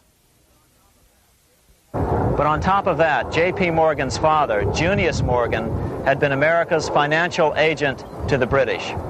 After his father's death, J.P. Morgan took on a British partner, Edward Grenfell, a longtime director of the Bank of England. In fact, upon Morgan's death, his estate contained only a few $1 million. The bulk of the securities most people thought he owned were, in fact, owned by others. In 1902, President Theodore Roosevelt allegedly went after Morgan and his friends by using the Sherman Antitrust Act to try to break up their industrial monopolies. Actually, Roosevelt did very little to interfere in the growing monopolization of American industry by the bankers and their surrogates. For example, Roosevelt supposedly broke up the Standard Oil monopoly, But it wasn't really broken at all. It was merely divided into 7 corporations, all still controlled by the Rockefellers. The public was aware of this thanks to political cartoonists like Thomas Nast, who referred to the bankers as the money trust. By 1907, the year after Teddy Roosevelt's re-election, Morgan decided it was time to try for a central bank again. Using their combined financial muscle, Morgan and his friends were secretly able to crash the stock market. Thousands of small banks were vastly overextended. Some had reserves of less than 1% thanks to the fractional reserve principle. Within days, bank runs were commonplace across the nation. Now Morgan stepped into the public arena and offered to prop up the faltering American economy by supporting failing banks with money he manufactured out of nothing. It was an outrageous proposal, far worse than even fractional reserve banking, but Congress let him do it. Morgan manufactured $200 million worth of this completely reserveless private money and bought things with it, paid for services with it, and sent some of it to his branch banks to lend out at interest. His plan worked. Soon, the public regained confidence in money in general and quit hoarding their currency. But as a result, banking power was further consolidated into the hands of a few large banks. By 1908, the panic was over, and Morgan was hailed as a hero by the president of Princeton University, a man by the name of Woodrow Wilson. All this trouble could be averted if we appointed a committee of 6 or 7 public-spirited men like J.P. Morgan to handle the affairs of our country. Economics textbooks would later explain that the creation of the Federal Reserve System was the direct result of the panic of 1907. Quote, "With its alarming epidemic of bank failures, the country was fed up once and for all with the anarchy of unstable private banking," close quote. But Minnesota Congressman Charles A. Lindbergh Sr., the father of the famous aviator Lucky Lindy, later explained that the panic of 1907 was really just a scam. Those not favorable to the money trust could be squeezed out of business and the people frightened into demanding changes in the banking and currency laws which the money trust would frame. So, since the passage of the National Bank Act of 1863, the money changers had been able to create a series of booms and busts. The purpose was not only to fleece the American public of their property, but to later claim that the banking system was basically so unstable that it had to be consolidated into a central bank once again.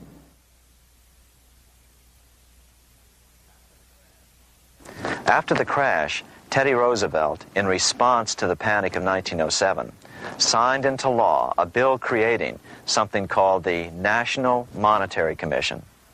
The commission was to study the banking problem and make recommendations to Congress. Of course, the commission was packed with Morgan's friends and cronies. The chairman was a man named Senator Nelson Aldrich from Rhode Island. Aldrich represented the Newport, Rhode Island homes of America's richest banking families. His daughter married John D. Rockefeller, Jr., and together they had 5 sons: John, Nelson, who would become vice president in 1974, Lawrence, Winthrop, and David, the head of the Council on Foreign Relations and former chairman of Chase Manhattan Bank. As soon as the National Monetary Commission was set up, Senator Aldrich immediately embarked on a 2-year tour of Europe, where he consulted at length with the private central bankers in England, France, and Germany. The total cost of his trip alone to the taxpayers was $300,000, an astronomical sum in those days. Shortly after his return, on the evening of November 22, 1910, some of the wealthiest and most powerful men in America boarded Senator Aldrich's private rail car and in the strictest secrecy journeyed to this place, Jekyll Island, off the coast of Georgia. With the group came Paul Warburg. Warburg had been given a $500,000 per year salary to lobby for the passage of a privately owned central bank in America, by the investment firm Kuhn, Loeb and Company. Warburg's partner in this firm was a man named Jacob Schiff, the grandson of the man who shared the Green Shield house with the Rothschild family in Frankfurt. Schiff, as we'll find out later, was in the process of spending $20 million to finance the overthrow of the Tsar in Russia. These three European banking families, the Rothschilds, the Warburgs, and the Schiffs, were interconnected by marriage down through the years, just as their American banking counterparts, the Morgans, Rockefellers, and Aldriches were. Secrecy was so tight that all 7 primary participants were cautioned to use only first names to prevent servants from learning their identities. Years later, one participant, Frank Vanderlip, president of National City Bank of New York and a representative of the Rockefeller family, confirmed the Jekyll Island trip in a February 9, 1935 edition of the Saturday Evening Post.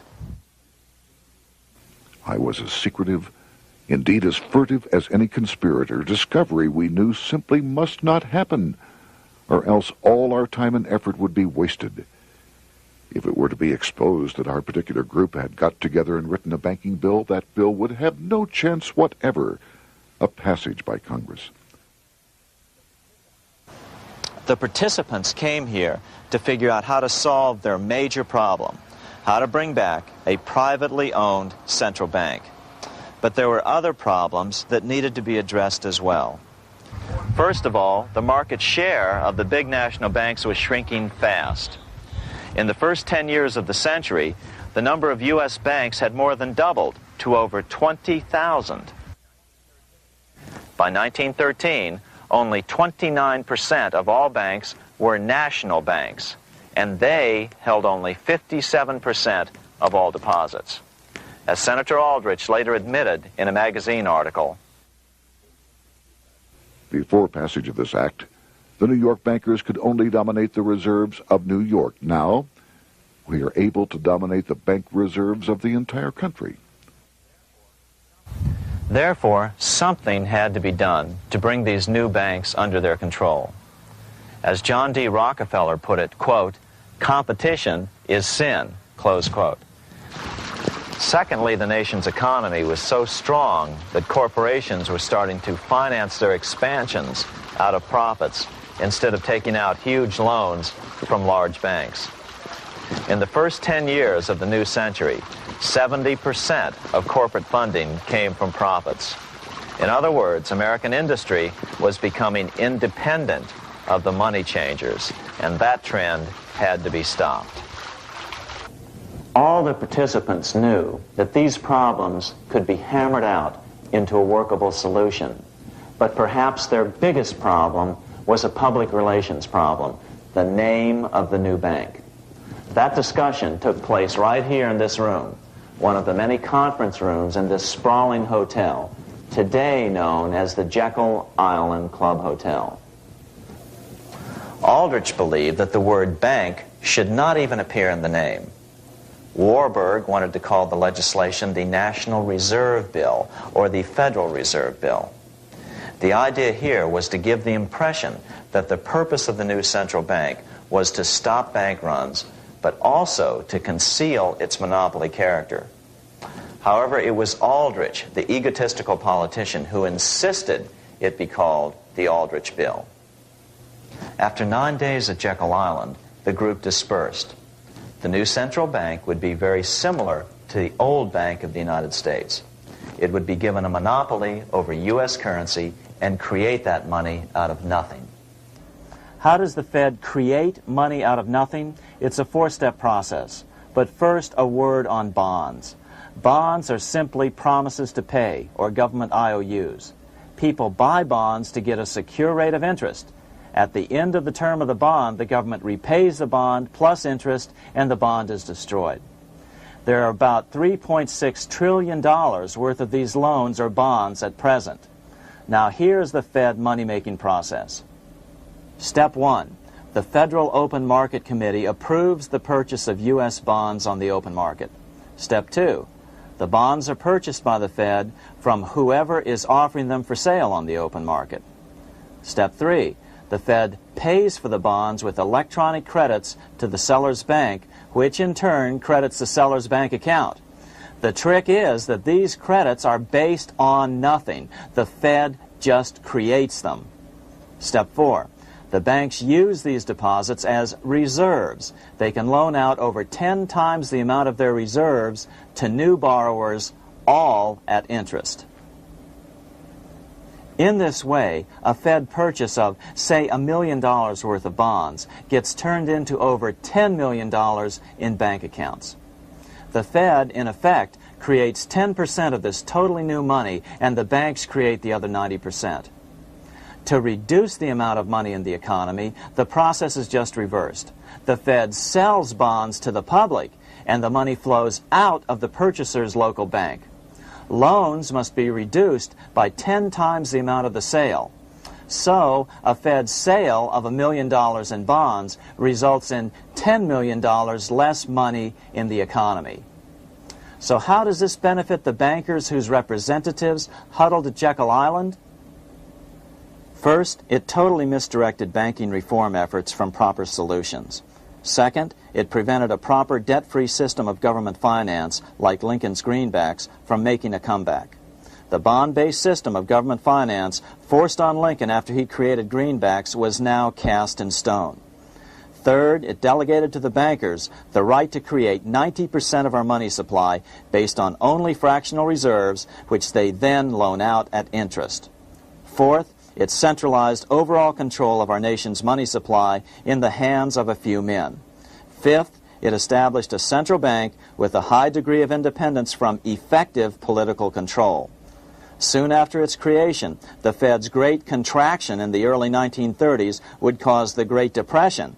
This independence has been enhanced since then through additional laws. In order to fool the public into thinking the government retained control, the plan called for the Fed to be run by a board of governors appointed by the President and approved by the Senate. But all the bankers had to do was to be sure their men got appointed to the board of governors. That wasn't hard. Bankers have money, and money buys influence over politicians. Once the participants left Jekyll Island, the public relations blitz was on. The big New York banks put together an educational fund of $5 million to finance professors at respected universities to endorse the new bank. Woodrow Wilson at Princeton was one of the first to jump on the bandwagon. But the bankers' subterfuge didn't work. The Aldrich Bill was quickly identified as the bankers' bill, a bill to benefit only what became known as the money trust. As Congressman Lindbergh put it during the congressional debate, the Aldrich Plan is the Wall Street Plan. It means another panic, if necessary, to intimidate the people. Aldrich, paid by the government to represent the people, proposes a plan for the trusts instead. seeing they didn't have the votes to win in Congress, the Republican leadership never brought the Aldrich bill to a vote. The bankers quietly decided to move to track 2, the Democratic alternative. They began financing Woodrow Wilson as the Democratic nominee. As respected historian James Perloff put it, Wall Street financier Bernard Baruch was put in charge of Wilson's education. Baruch brought Wilson to the Democratic Party headquarters in New York in 1912, leading him like one would a poodle on a string. Wilson received an indoctrination course from the leaders convened there. So now the stage was set. The money changers were poised to install their privately owned central bank once again. The damage President Andrew Jackson had done 76 years earlier had been only partly repaired with the passage of the National Bank Act during the Civil War. Since then, the battle had raged on across the decades. The Jacksonians became the greenbackers, who became the hardcore supporters of William Jennings Bryan. With Bryan leading the charge, these opponents of the money changers, ignorant of Baruch's tutelage, now threw themselves behind Democrat Woodrow Wilson. They and Bryan would soon be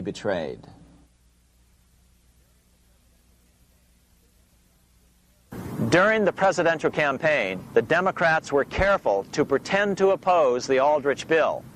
As Representative Lewis McFadden, himself a Democrat, as well as chairman of the House Banking and Currency Committee, explained it 20 years after the fact. The Aldrich bill was condemned in the platform. When Woodrow Wilson was nominated, the men who ruled the Democratic Party promised the people that if they were returned to power, there would be no central bank established here while they held the reins of government. 13 months later, that promise was broken, and the Wilson administration, under the tutelage of those sinister Wall Street figures who stood behind Colonel House, established here in our free country the worm-eaten, monarchical institution of the King's Bank, to control us from the top downward and to shackle us from the cradle to the grave. Once Wilson was elected, Morgan, Warburg, Baruch, and company advanced a new plan, which Warburg named the Federal Reserve System. The Democratic leadership hailed the new bill, called the Glass-Owen Bill, as something radically different from the Aldrich bill. But in fact, the bill was virtually identical in every important detail. In fact, so vehement were the Democratic denials of similarity that Paul Warburg, the father of both bills, had to step in to reassure his paid friends in Congress that the two bills were virtually identical. Brushing aside the external differences affecting the shells, we find the kernels of the two systems very closely resembling and related to one another. But that admission was for private consumption only. Publicly, the money trust trotted out Senator Aldrich and Frank Vanderlip, the president of Rockefeller's National City Bank of New York and one of the Jekyll Island Seven, to oppose the new Federal Reserve System. Years later, however, Vanderlip admitted in the Saturday Evening Post that the two measures were virtually identical. Although the Aldrich Federal Reserve Plan was defeated when it bore the name Aldrich, nevertheless, its essential points were all contained in the plan that finally was adopted. As Congress neared a vote, they called Ohio attorney Alfred Crozier to testify. Crozier noted the similarities between the Aldrich bill and the Glass-Owen bill. The bill grants just what Wall Street and the big banks for 25 years have been striving for: private instead of public control of currency. It, the Glass-Owen bill, does this as completely as the Aldrich bill. Both measures rob the government and the people of all effective control over the public's money, and vest in the banks exclusively the dangerous power to make money among the people scarce or plenty. During the debate on the measure, senators complained that the big banks were using their financial muscle to influence the outcome. "There are bankers in this country who are enemies of the public welfare," said one senator. What an understatement. Despite the charges of deceit and corruption, the bill was finally snuck through the Senate on December 22, 1913, after most senators had left town for the holidays, after having been assured by the leadership that nothing would be done until long after the Christmas recess. On the day the bill was passed, Congressman Lindbergh prophetically warned his countrymen that this act establishes the most gigantic trust on earth. When the president signs this bill, the invisible government by the monetary power will be legalized. The people may not know it immediately, but the day of reckoning is only a few years removed. The worst legislative crime of the ages is perpetrated by this banking bill. On top of all this, only weeks earlier, Congress had finally passed a bill legalizing income tax. Why was the income tax law important?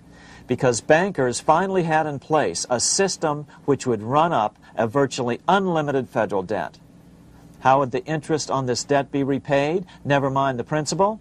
Remember, a privately owned central bank creates the principal out of nothing. The federal government was small then. Up to then, it had subsisted merely on tariffs and excise taxes. No, just as with the Bank of England, the interest payments had to be guaranteed by direct taxation of the people. The money changers knew that if they had to rely on contributions from the states, eventually the individual state legislatures would revolt and either refuse to pay the interest on their own money or at least bring political pressure to bear to keep the debt small. It is interesting to note that in 1895, the Supreme Court had found a similar income tax law to be unconstitutional. The Supreme Court even found a corporate income tax law unconstitutional in 1909. As a result, Senator Aldrich hustled a bill for a constitutional amendment allowing income tax through the Congress. The proposed 16th Amendment to the Constitution was then sent to the state legislatures for approval. But some critics claim that the 16th Amendment was never ratified by the necessary 3/4 of the states. In other words, the 16th Amendment may not be legal. But the money changers were in no mood to debate the fine points. By October of 1913, Senator Aldrich had hustled the income tax bill through Congress. Without the power to tax the people directly and bypass the states, the Federal Reserve Bill would be far less useful to those who wanted to drive America deeply into their debt. A year after the passage of the Federal Reserve Bill, Congressman Lindbergh explained how the Fed created what we have come to call the business cycle and how they use it to their advantage. To cause high prices, all the Federal Reserve Board will do will be to lower the rediscount rate, producing an expansion of credit and a rising stock market. Then, when businessmen are adjusted to these conditions, it can check prosperity in mid-career by arbitrarily raising the rate of interest. It can cause the pendulum of a rising and falling market to swing gently back and forth by slight changes in the discount rate, or cause violent fluctuations by a greater rate variation. And in either case, it will possess inside information as to financial conditions and advanced knowledge of the coming change, either up or down. This is the strangest, most dangerous advantage ever placed in the hands of a special privileged class by any government that ever existed. The system is private, conducted for the sole purpose of obtaining the greatest possible profits from the use of other people's money. They know in advance when to create panics to their advantage. They also know when to stop panic. Inflation and deflation work equally well for them when they control finance. Congressman Lindbergh was correct on all points. What he didn't realize was that most European nations had already fallen prey to the central bankers decades or centuries earlier. But he also mentions the interesting fact that only 1 year later, the Fed had cornered the market in gold. This is how he put it, quote, "Already, the Federal Reserve banks have cornered the gold and gold certificates," close quote. But Congressman Lindbergh was not the only critic of the Fed. Congressman Lewis McFadden, the chairman of the House Banking and Currency Committee from 1920 to 1931, remarked that the Federal Reserve Act brought about a superstate controlled by international bankers and international industrialists acting together to enslave the world for their own pleasure. Notice how McFadden saw the international character of the stockholders of the Federal Reserve. Another chairman of the House Banking and Currency Committee in the 1960s, Wright Patman from Texas, put it this way. In the United States today, we have in effect two governments. We have the duly constituted government, then we have an independent, uncontrolled, and uncoordinated government in the Federal Reserve System, operating the money powers which are reserved to Congress by the Constitution. Even the inventor of the electric light, Thomas Edison, joined the fray in criticizing the system of the Federal Reserve. If our nation can issue a dollar bond, it can issue a dollar bill. The element that makes the bond good makes the bill good also. The difference between the bond and the bill is the bond lets money brokers collect twice the amount of the bond and an additional 20%, whereas the currency pays nobody but those who contribute directly in some useful way. It is absurd to say that our country can issue $30 million in bonds and not $30 million in currency. Both are promises to pay, but one promise fattens the usurers, and the other helps the people. 3 years after the passage of the Federal Reserve Act, even President Wilson began to have second thoughts about what had been unleashed during his first term in office. We have come to be one of the worst ruled, one of the most completely controlled governments in the civilized world, no longer a government of free opinion, no longer a government by a vote of the majority, but a government by the opinion and duress of a small group of dominant men. Some of the biggest men in the United States in the field of commerce and manufacture are afraid of something. They know that there is a power somewhere so organized, so subtle, so watchful, so interlocked, so complete, so pervasive, that they had better not speak above their breath when they speak in condemnation of it. Before his death in 1924, President Wilson realized the full extent of the damage he had done to America when he confessed, "I have unwittingly ruined my government." So finally, the money changers, those who profit by manipulating the amount of money in circulation, had their privately owned central bank installed again in America. The major newspapers, which they also owned, hailed passage of the Federal Reserve Act of 1913, telling the public that now depressions could be scientifically prevented. The fact of the matter was that now depressions could be scientifically created.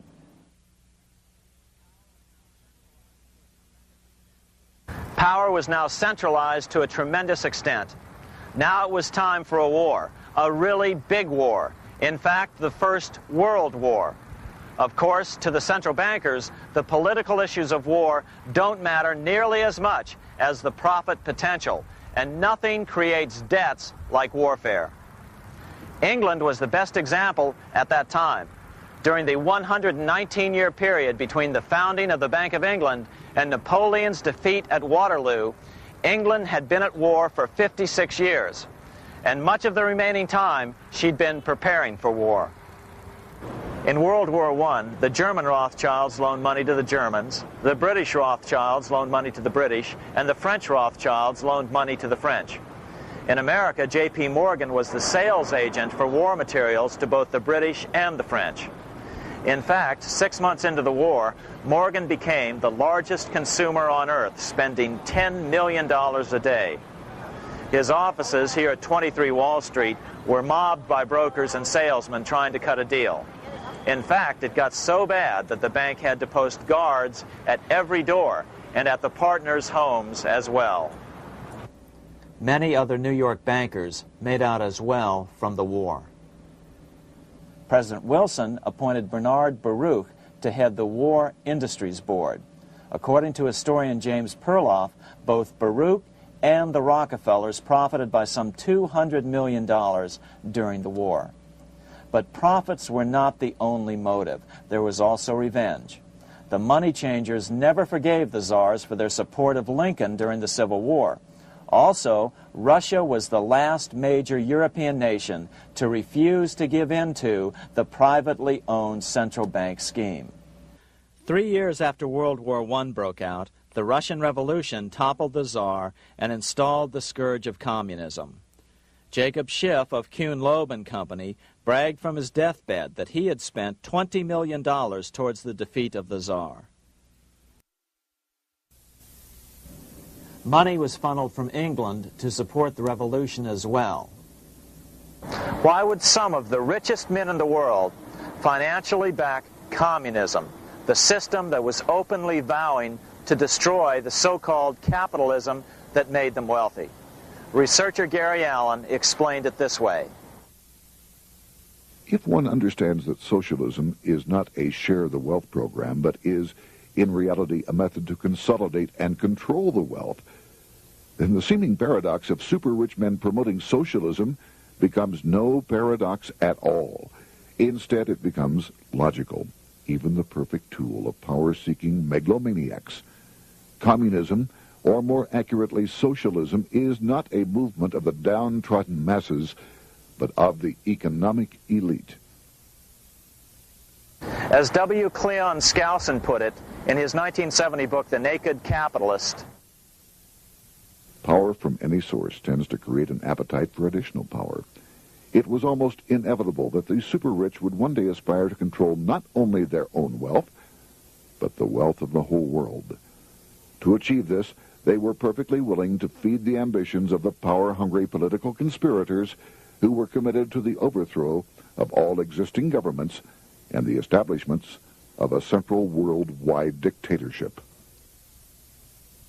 but what if these revolutionaries get out of control and try to seize power from the super-rich? After all, it was Mao Zedong who in 1938 stated his position concerning power. Political power grows out of the barrel of a gun. The Wall Street, London axis elected to take the risk. The master planners attempted to control revolutionary communist groups by feeding them vast quantities of money when they obeyed and contracting their money supply or even financing their opposition if they got out of control. Lenin began to understand that although he was the absolute dictator of the new Soviet Union, he was not pulling the financial strings. Someone else was silently in control. The state does not function as we desired. The car does not obey.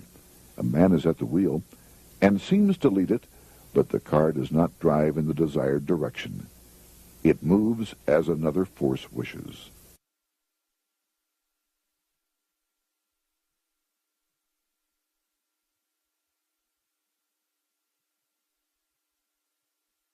Who is behind it? Representative Louis T. McFadden, the chairman of the House Banking and Currency Committee throughout the 1920s and into the Great Depression years of the 1930s, explained it this way. The course of Russian history has indeed been greatly affected by the operations of international bankers. The Soviet government has been given United States Treasury funds by the Federal Reserve Board, acting through the Chase Bank. England has drawn money from us through the Federal Reserve banks and has relent it at high rates of interest to the Soviet government. The Dnipro Dam was built with funds unlawfully taken from the United States Treasury by the corrupt and dishonest Federal Reserve Board and the Federal Reserve banks. In other words, the Fed and the Bank of England, at the behest of the international bankers who controlled them, were creating a monster, one which would fuel 7 decades of unprecedented communist revolution, warfare, and most importantly, debt. In case you think there's some chance that the money changers got communism going and then lost control, in 1992, the Washington Times reported that Russian President Boris Yeltsin was upset that most of the incoming foreign aid was being siphoned off, quote, straight back into the coffers of Western banks in debt service, close quote. No one in his right mind would claim that a war as large as World War I had a single cause. Wars are complex things with many causative factors. But on the other hand, it would also be equally foolish to ignore as a prime cause of World War I those who would profit the most from the war. The role of the money changers is no wild conspiracy theory. They had a motive, a short-ranged, self-serving motive, as well as a long-range political motive of advancing totalitarian governments, with the money changers maintaining the financial clout to control whatever politician might emerge as the leader. Next, we'll see what the money changers' ultimate political goal is for the world.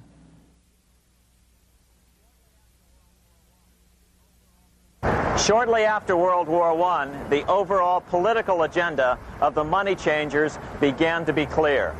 Now that they controlled national economies individually, the next step was the ultimate form of consolidation, world government. The new world government proposal was given top priority at the Paris Peace Conference after World War I. It was called the League of Nations, but much to the surprise of Paul Warburg and Bernard Baruch, who attended the peace conference with President Wilson, the world was not yet ready to dissolve national boundaries. Nationalism still beats strong in the human breast. For example, Lord Curzon, the British Foreign Secretary, called the League of Nations a good joke, even though it was the stated policy of the British government to support it. To the humiliation of President Wilson, the U.S. Congress wouldn't ratify the League either, despite the fact that it had been ratified by many other nations. Without money flowing from the U.S. Treasury, the League died. After World War I, the American public had grown tired of the internationalist policies of Democrat Woodrow Wilson. In the presidential election of 1920, Republican Warren Harding won a landslide victory with over 60% of the vote. Harding was an ardent foe of both Bolshevism and the League of Nations. His election, which opened a 12-year run of Republican presidents in the White House, led to an unprecedented era of prosperity known as the Roaring Twenties. Despite the fact that the war had brought America a debt 10 times larger than its Civil War debt, still the American economy surged. Gold had poured into the country during the war, and it continued to do so afterwards.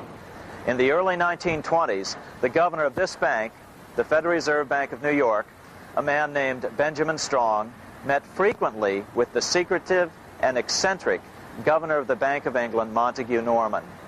Norman was determined to replace the gold England had lost to the U.S. during World War I and return the Bank of England to its former position of dominance in world finance. On top of that, rich with gold, the American economy might get out of control again, just like it had done after the Civil War. During the next 8 years, under the presidencies of Harding and Coolidge, the huge federal debt built up during World War I was cut by 38%, down to $16 billion, the greatest percentage drop in U.S. history. During the election of 1920, Warren Harding and Calvin Coolidge ran against James Cox, the governor of Ohio, and the little-known Franklin D. Roosevelt, who had previously risen to no higher post than President Wilson's Assistant Secretary of the Navy. After his inauguration, Harding moved quickly to formally kill the League of Nations. Then he quickly moved to reduce domestic taxes while raising tariffs to record heights. Now, this was a revenue policy of which most of the Founding Fathers would certainly have approved. His second year in office, Harding took ill on a train trip in the West and suddenly died. Although no autopsy was performed, the cause was said to be either pneumonia or food poisoning. When Coolidge took over, he continued Harding's domestic economic policy of high tariffs on imports while cutting income taxes. As a result, the economy grew at such a rate that net revenue still increased. Now that had to be stopped. So just as they'd done so frequently before, the money changers decided it was time to crash the American economy. The Federal Reserve began flooding the country with money. They increased the money supply by 62% during these years. Money was plentiful. This is why it was known as the Roaring Twenties. Before his death in 1919, former President Teddy Roosevelt warned the American people what was going on. As reported in the March 27, 1922 edition of the New York Times, Roosevelt said, "These international bankers and Rockefeller Standard Oil interests control the majority of newspapers and the columns of these papers to club into submission or drive out of public office officials who refuse to do the bidding of the powerful, corrupt cliques which compose the invisible government." Just one day before, in the New York Times, the mayor of New York, John Hylan, quoted Roosevelt and blasted those he saw as taking control of America, its political machinery, and its press. The warning of Theodore Roosevelt has much timeliness today, for the real menace of our republic is this invisible government which, like a giant octopus, sprawls its slimy length over city, state, and nation. It seizes in its long and powerful tentacles our executive officers, our legislative bodies, our schools, our courts, our newspapers, and every agency created for the public protection. To depart from mere generalizations, let me say that at the head of this octopus are the Rockefeller Standard Oil interest and a small group of powerful banking houses generally referred to as the international bankers. The little coterie of powerful international bankers virtually run the United States government for their own selfish purposes. They practically control both parties, write political platforms, make cat's paws of party leaders, use the leading men of private organizations, and resort to every device to place a nomination for high public office only such candidates as will be amenable to the dictates of corrupt big business.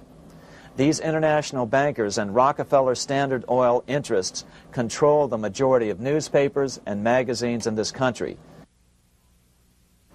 Why didn't people listen to such strong warnings and demand that Congress reverse its 1913 passage of the Federal Reserve Act? Because remember, it was the 1920s.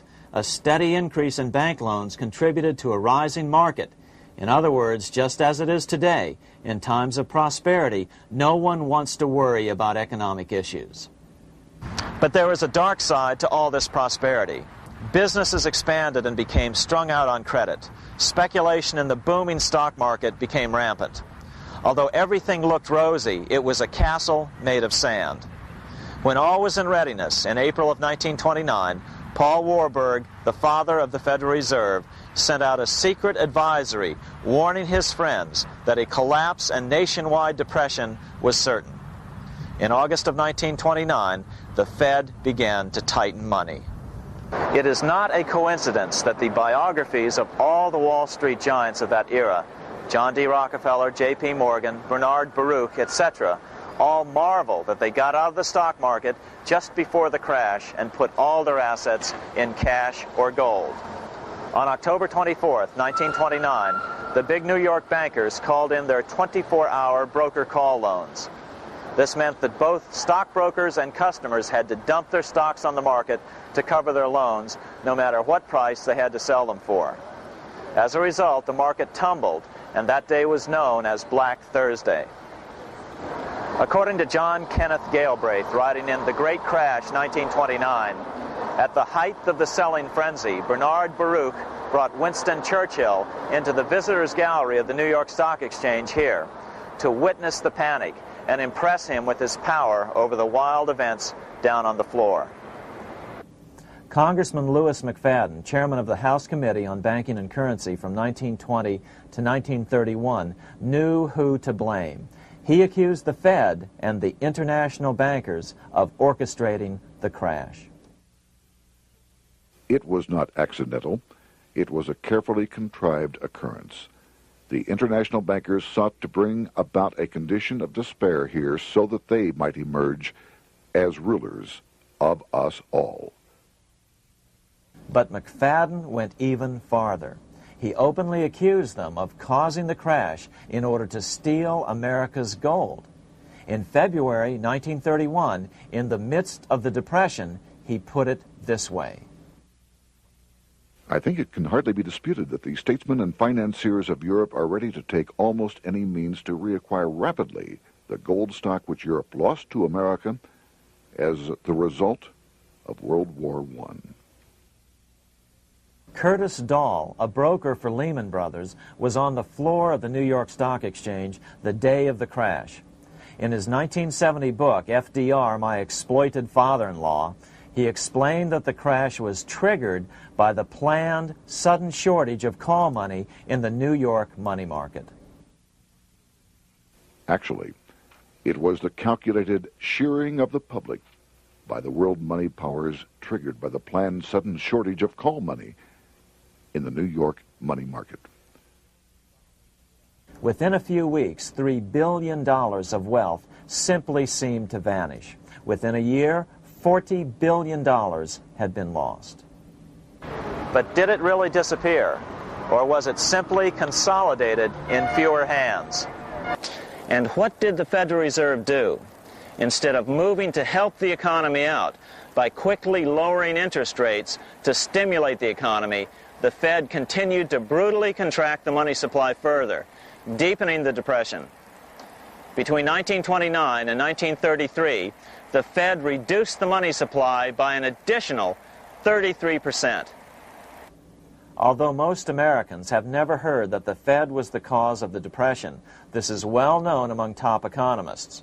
Milton Friedman, the Nobel Prize-winning economist, now of Stanford University, said the same thing in a National Public Radio interview in January of 1996. The Federal Reserve definitely caused the Great Depression by contracting the amount of currency in circulation by 1/3 from 1929 to 1933. But the money lost by most Americans during the Depression didn't just vanish. It was just redistributed into the hands of those who had gotten out just before the crash and had purchased gold, which is always a safe place to put your money just before a depression. But America's money also went overseas. Incredibly, as President Hoover was heroically trying to rescue banks and prop up businesses, with millions of Americans starving as the Great Depression deepened, millions of dollars were being spent rebuilding Germany from damage sustained during World War I. 8 years before Hitler would invade Poland, Representative Louis McFadden, chairman of the House Banking and Currency Committee, warned Congress that Americans were paying for Hitler's rise to power. After World War I, Germany fell into the hands of the German international bankers. Those bankers bought her, and they now own her lock, stock, and barrel. They have purchased her industries, they have mortgages on her soil, they control her production, they control all her public utilities. The international German bankers have subsidized the present government of Germany, and they have also supplied every dollar of the money Adolf Hitler has used in his lavish campaign to build up a threat to the government of Brüning. When Brüning fails to obey the orders of the German international bankers, Hitler is brought forth to scare the Germans into submission. Through the Federal Reserve Board, over $30 billion of American money has been pumped into Germany. You have all heard of the spending that's taken place in Germany. Modernistic dwellings, her great planetariums, her gymnasiums, her swimming pools, her fine public highways, her perfect factories. All this was done on our money. All this was given to Germany through the Federal Reserve Board. The Federal Reserve Board has pumped so many billions of dollars into Germany that they dare not name the total. Franklin D. Roosevelt was swept into office during the 1932 presidential election. Once Roosevelt was in office, however, sweeping emergency banking measures were immediately announced, which did nothing but increase the Fed's power over the money supply. Then, and only then, did the Fed finally begin to loosen the purse strings and feed new money out to the starving American people. At first, Roosevelt railed against the money changers as being the cause of the Depression. Believe it or not, this is what he said on March 4th, 1933, in his inaugural address. Practices of the unscrupulous money changers stand indicted in the court of public opinion, rejected by the hearts and minds of men. The money changers have fled from their high seats in the temple of our civilization. But 2 days later, Roosevelt declared a bank holiday and closed all banks. Later that year, Roosevelt outlawed private ownership of all gold bullion and all gold coins with the exception of rare coins. Most of the gold in the hands of the average American was in the form of gold coins. The new decree was, in effect, a confiscation. Those who didn't comply risk as much as 10 years in prison and a $10,000 fine, the equivalent of $100,000 today. Out in small-town America, some people didn't trust Roosevelt's order. Many were torn between keeping their hard-earned wealth or obeying the government. Those who did turn in their gold were paid the official price for it, $20.66 per ounce. So unpopular was the confiscation order that no one anywhere in government would take credit for authoring it. No congressman claimed it. At the signing ceremony, President Roosevelt made it clear to all present that he was not the author of it and publicly stated that he had not ever read it. Even his Secretary of the Treasury said he'd never read it either, saying it was, quote, what the experts wanted. Roosevelt convinced the public to give up their gold by saying that pooling the nation's resources was necessary to get America out of the Depression. With great fanfare, he ordered a new bullion depository built to hold the mountain of gold the U.S. government was illegally confiscating. By 1936, the U.S. bullion depository at Fort Knox was completed, and in January 1937, the gold began to flow into it.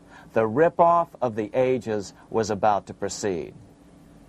In 1935, once the gold had all been turned in, the official price of gold was suddenly raised to $35 per ounce. But the catch was, only foreigners could sell their gold at the new higher price. The money changers who had heeded Warburg's note and gotten out of the stock market just before the crash and bought gold at $20.66 per ounce, then shipped it to London, could now bring it back and sell it back to the government, nearly doubling their money while the average American starved. The Fort Knox Bullion Depository sits here in the middle of the Fort Knox Military Reservation, 30 miles southwest of Louisville, Kentucky.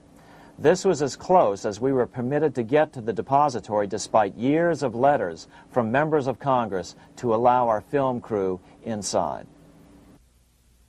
The 4-acre grounds immediately surrounding the building are guarded by an electrified steel fence, an open moat, and 4 machine-gun-armed guard pillboxes at the structure's corners.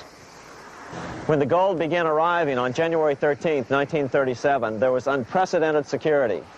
Thousands of official guests watched the arrival of a 9-car train from Philadelphia, guarded by armed soldiers, postal inspectors, Secret Servicemen, and guards from the U.S. Mint. It was all great theater. America's gold supply from across the land had been pooled, supposedly for the public benefit, and then safely tucked into Fort Knox. But all that security would soon be breached by the government itself. Now the stage was set for a really big war, one which would pile up debt far beyond that of World War I. For example, in 1944 alone, the U.S. national income was only $183 billion, yet $103 billion was spent on the war. This was 30 times the spending rate during World War I. In fact, the American taxpayer picked up 55% of the total Allied cost of the war. But equally important, virtually every nation involved in World War II greatly multiplied their debt. In the U.S., for example, federal debt went from $43 billion in 1940 up to $257 billion in 1950, an increase of 598%. Between 1940 and 1950, Japanese debt swelled 1,348%. French debt grew 583%, and Canadian debt soared 417%. After the war, the world was now divided into 2 economic camps: communist command economies on the one hand versus monopoly capitalists on the other, set to fight it out in one perpetual and highly profitable arms race. It was finally time for the central bankers to embark in earnest on their 3-step plan to centralize the economic systems of the entire world and finally bring about their global government or New World Order. The phases of this plan were: Step 1, central bank domination of national economies worldwide. Step 2, centralize regional economies through organizations such as the European Monetary Union and regional trade unions such as NAFTA. Step 3, centralize the world economy through a world central bank, a world money, and ending national independence through abolition of all tariffs by treaties like GATT. Step 1 was completed long ago. Steps 2 and 3 are far advanced, nearing completion. What about gold? Among central banks, the largest holder of gold is now the IMF.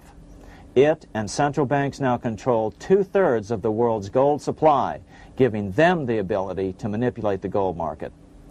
Remember the money changer's golden rule: he who has the gold makes the rules. But before we get into solutions to our problem, let's take a look at what happened to all that gold in Fort Knox. Because if we don't understand that the gold has been stolen, we'll allow ourselves to be stampeded into the wrong solution: a gold-backed currency. Most Americans still believe that the gold is still here at Fort Knox. At the end of World War II, Fort Knox contained over 700 million ounces of gold, an incredible 70% of all the gold in the world. How much remains? No one knows. Despite the fact that federal law requires an annual physical audit of Fort Knox gold, the Treasury has consistently refused to conduct one. The truth is that a reliable audit of whatever remains here has not been conducted since President Eisenhower ordered one in 1953. Where did America's gold in Fort Knox go? Over the years, it was sold off to European money changers at the $35 per ounce price. Remember, this was during a time when it was illegal for Americans to buy any of their own gold from Fort Knox. In fact, there was a very infamous case where the Firestone family set up a string of dummy corporations to purchase Fort Knox gold and keep it in Switzerland, never hitting U.S. shores. They were eventually caught, however, and successfully prosecuted. Finally, by 1971, all the pure gold had been secretly removed from Fort Knox, drained back to London. Once the gold was gone from Fort Knox, President Nixon closed the gold window by repealing Roosevelt's Gold Reserve Act of 1934, finally making it legal once again for Americans to buy gold. Naturally, gold prices immediately began to soar. 9 years later, gold sold for $880 per ounce, 25 times what the gold in Fort Knox was sold for. One would think that eventually someone in the government would get wind of what was happening and blow the whistle. The largest fortune in the history of the world stolen. Shades of the old James Bond film, Goldfinger. Well, as a matter of fact, Ian Fleming, the author of the James Bond series, was head of the British counterintelligence service, MI5. Some believe in the intelligence community that he wrote much of his fiction as a warning, as many authors of fiction do. If the removal of all the good delivery gold from Fort Knox can be viewed as a deliberate raid on the U.S. Treasury, then such an operation might well have been years in the making, namely 40 years. Certainly enough time for Fleming to get wind of it and try to prevent it. So just how did the story of the Fort Knox gold robbery get out? It all started with an article in a New York periodical in 1974. The article charged that the Rockefeller family was manipulating the Federal Reserve to sell off Fort Knox gold at bargain basement prices to anonymous European speculators. 3 days later, the anonymous source of the story, Louise Auchincloss Boyer, mysteriously fell to her death from the window of her 10th floor apartment in New York. How would Mrs. Boyer have known of the Rockefeller connection to the Fort Knox gold heist? She was the longtime secretary of Nelson Rockefeller. For the next 14 years, this man, Ed Durrell, a wealthy Ohio industrialist, devoted himself to a quest for the truth concerning the Fort Knox gold. He wrote thousands of letters to over 1,000 government and banking officials, trying to find out how much gold was really left and where the rest of it had gone. Edith Roosevelt, the granddaughter of President Teddy Roosevelt, questioned the actions of the government in a March 1975 edition of the New Hampshire Sunday News. Allegations of missing gold from our Fort Knox vaults are being widely discussed in European financial circles. But what is puzzling is that the administration is not hastening to demonstrate conclusively that there is no cause for concern over our gold treasure, if indeed it is in a position to do so. Unfortunately, Ed Durrell never did accomplish his primary goal, a full audit of the gold reserves in Fort Knox. It's incredible that the world's greatest treasure has had little accounting or auditing. This gold belonged to the American people, not the Federal Reserve and their foreign owners. One thing is certain, the government could blow all of this speculation away in a few days with a well-publicized audit under the searing lights of media cameras. it has chosen not to do so. One must conclude that they are afraid of the truth such an audit would reveal. What is the government so afraid of? Here's the answer. When President Ronald Reagan took office in 1981, his conservative friends urged him to study the feasibility of returning to a gold standard as the only way to curb government spending. It sounded like a reasonable alternative, so President Reagan appointed a group of men called the Gold Commission to study the situation and report back to Congress. What Reagan's Gold Commission reported back to Congress in 1982 was the following shocking revelation concerning gold. The U.S. Treasury owned no gold at all. All the gold that was left in Fort Knox was now owned by the Federal Reserve, a group of private bankers, as collateral against the national debt. The truth of the matter is that never before has so much money been stolen from the hands of the general public and put into the hands of a small group of private investors, the money changers.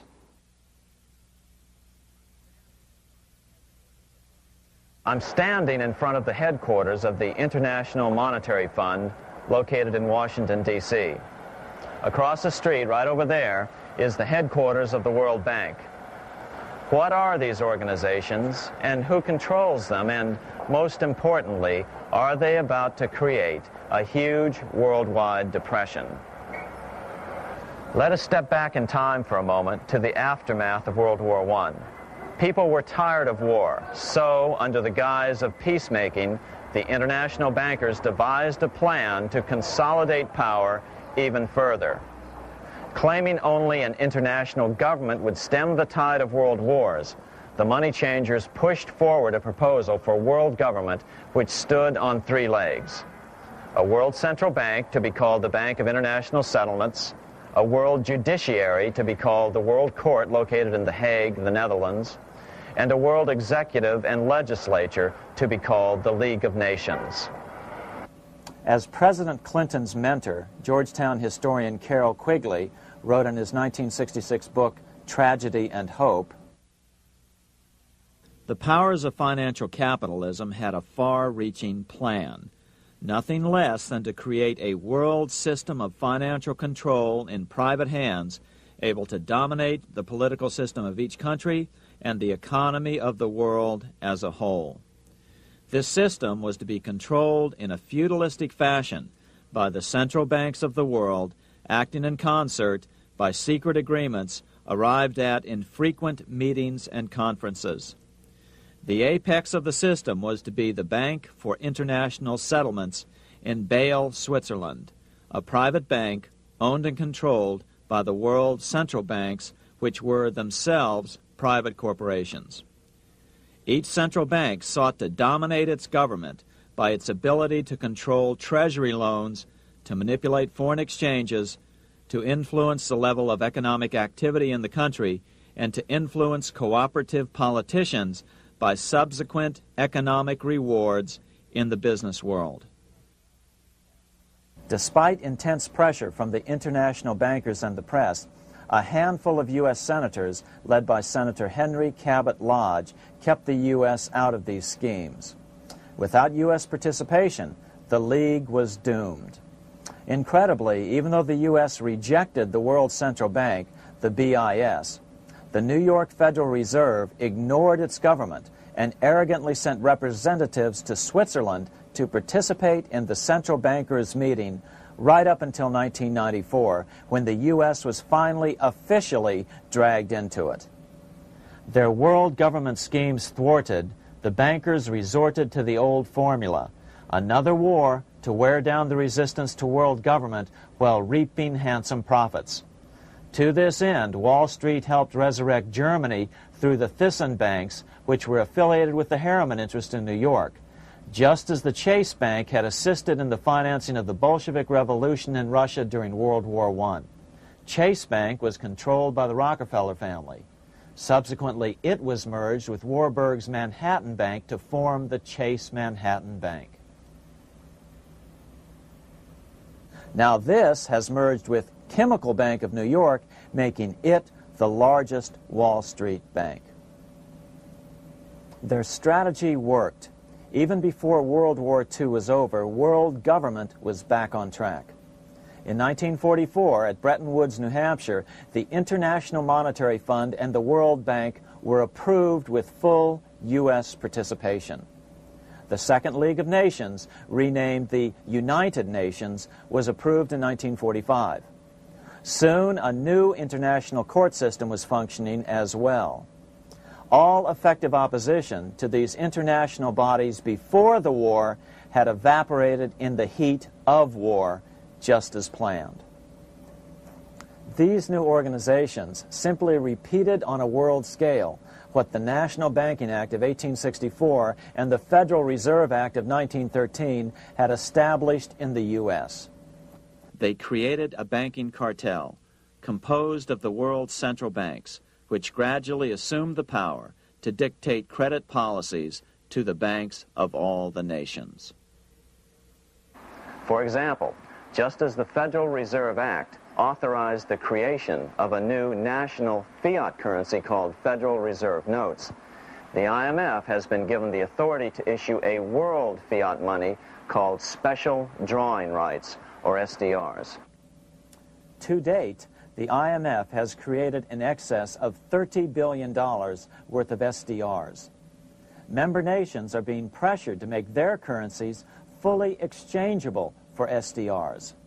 In 1968, Congress approved laws authorizing the Fed to accept SDRs as reserves in the U.S. and to issue Federal Reserve notes in exchange for SDRs. What does that mean? It means that in the U.S., SDRs are already a part of our lawful money. And what about gold? SDRs are already partially backed by gold. And with 2/3 of world gold now in the hands of central banks, the money changers can go about structuring the world's economic future in whichever way they deem most profitable. Keep in mind, just as the Fed is controlled by its Board of Governors, the IMF is controlled by its Board of Governors, which are either the heads of the different central banks or the heads of the various national treasury departments dominated by their central banks. Voting power in the IMF gives the U.S. and the U.K., that is to say the Fed and the Bank of England, effective control. Just as the Fed controls the amount of money in the U.S., the BIS, IMF, and World Bank control the money supply for the world. So we see the repetition of the old goldsmith's fraud replicated on the national scale with central banks like the Fed and on the international scale by the three arms of the world central bank. Is this organization of the BIS, the IMF, and the World Bank, which we refer to collectively as the World Central Bank, presently expanding and contracting world credit? Yes.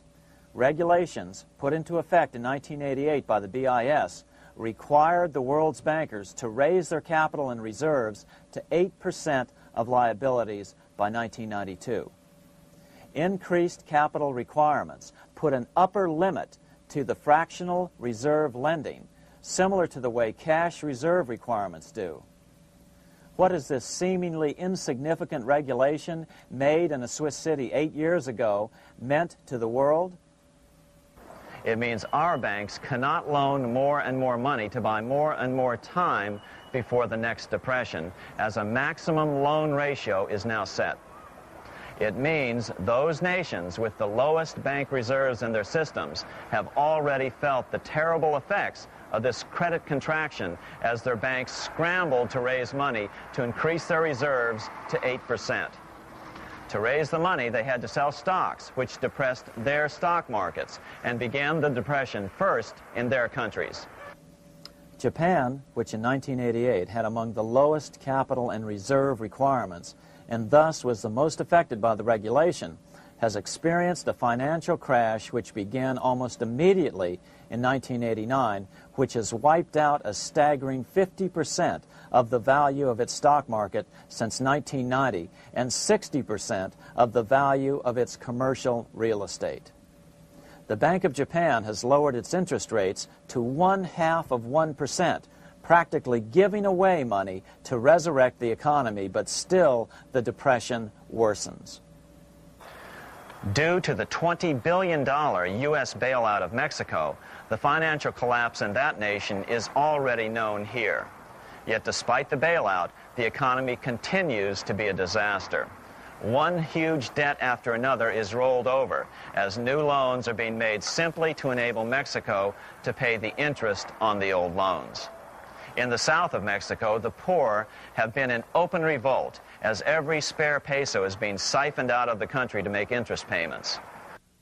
It is important to note that a radical transfer of power is taking place as nations become subservient to a supranational world central bank controlled by a handful of the world's richest bankers.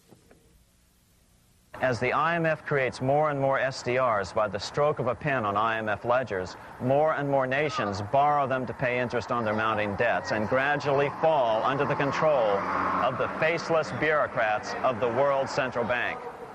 As the worldwide depression worsens and spreads, this will give the World Central Bank the power of economic life and death over these nations.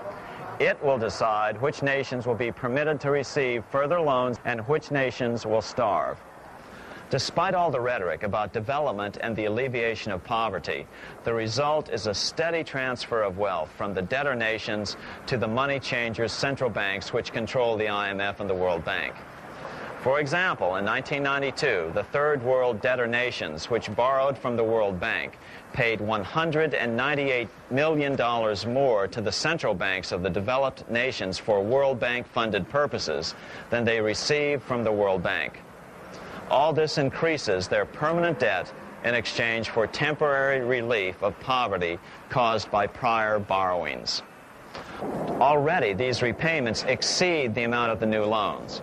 By 1992, Africa's external debt had reached $290 billion, 2.5 times greater than in 1980, resulting in skyrocketing infant mortality rates and unemployment, deterioration of schools, housing, and the general health of the people. The entire world faces the immeasurable suffering already destroying the Third World and now Japan, all for the benefit of the money changers. As one prominent Brazilian politician put it, "The Third World War has already started. It is a silent war, not for that reason any less sinister. The war is tearing down Brazil, Latin America, and practically all the Third World. Instead of soldiers dying, there are children. It is a war over the Third World debt, one which has as its main weapon interest, a weapon more deadly than the atom bomb, more shattering than a laser beam."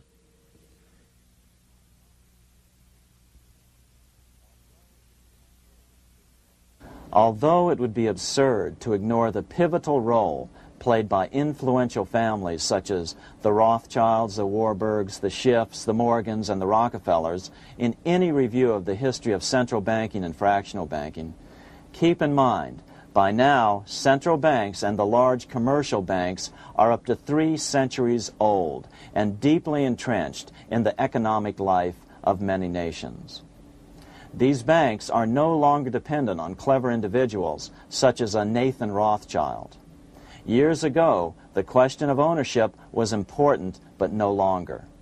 For example, both the Bank of England and the Bank of France were nationalized after World War II, and nothing changed, nothing at all. They endure and continue to grow, now protected by numerous laws, paid politicians, and mortgaged media, untouched by the changing of generations. 3 centuries have given them an aura of respectability. The old school tie is now worn by the 6th generation son, who's been raised in a system that he may never question as he is named to serve on the governing boards of countless philanthropic organizations.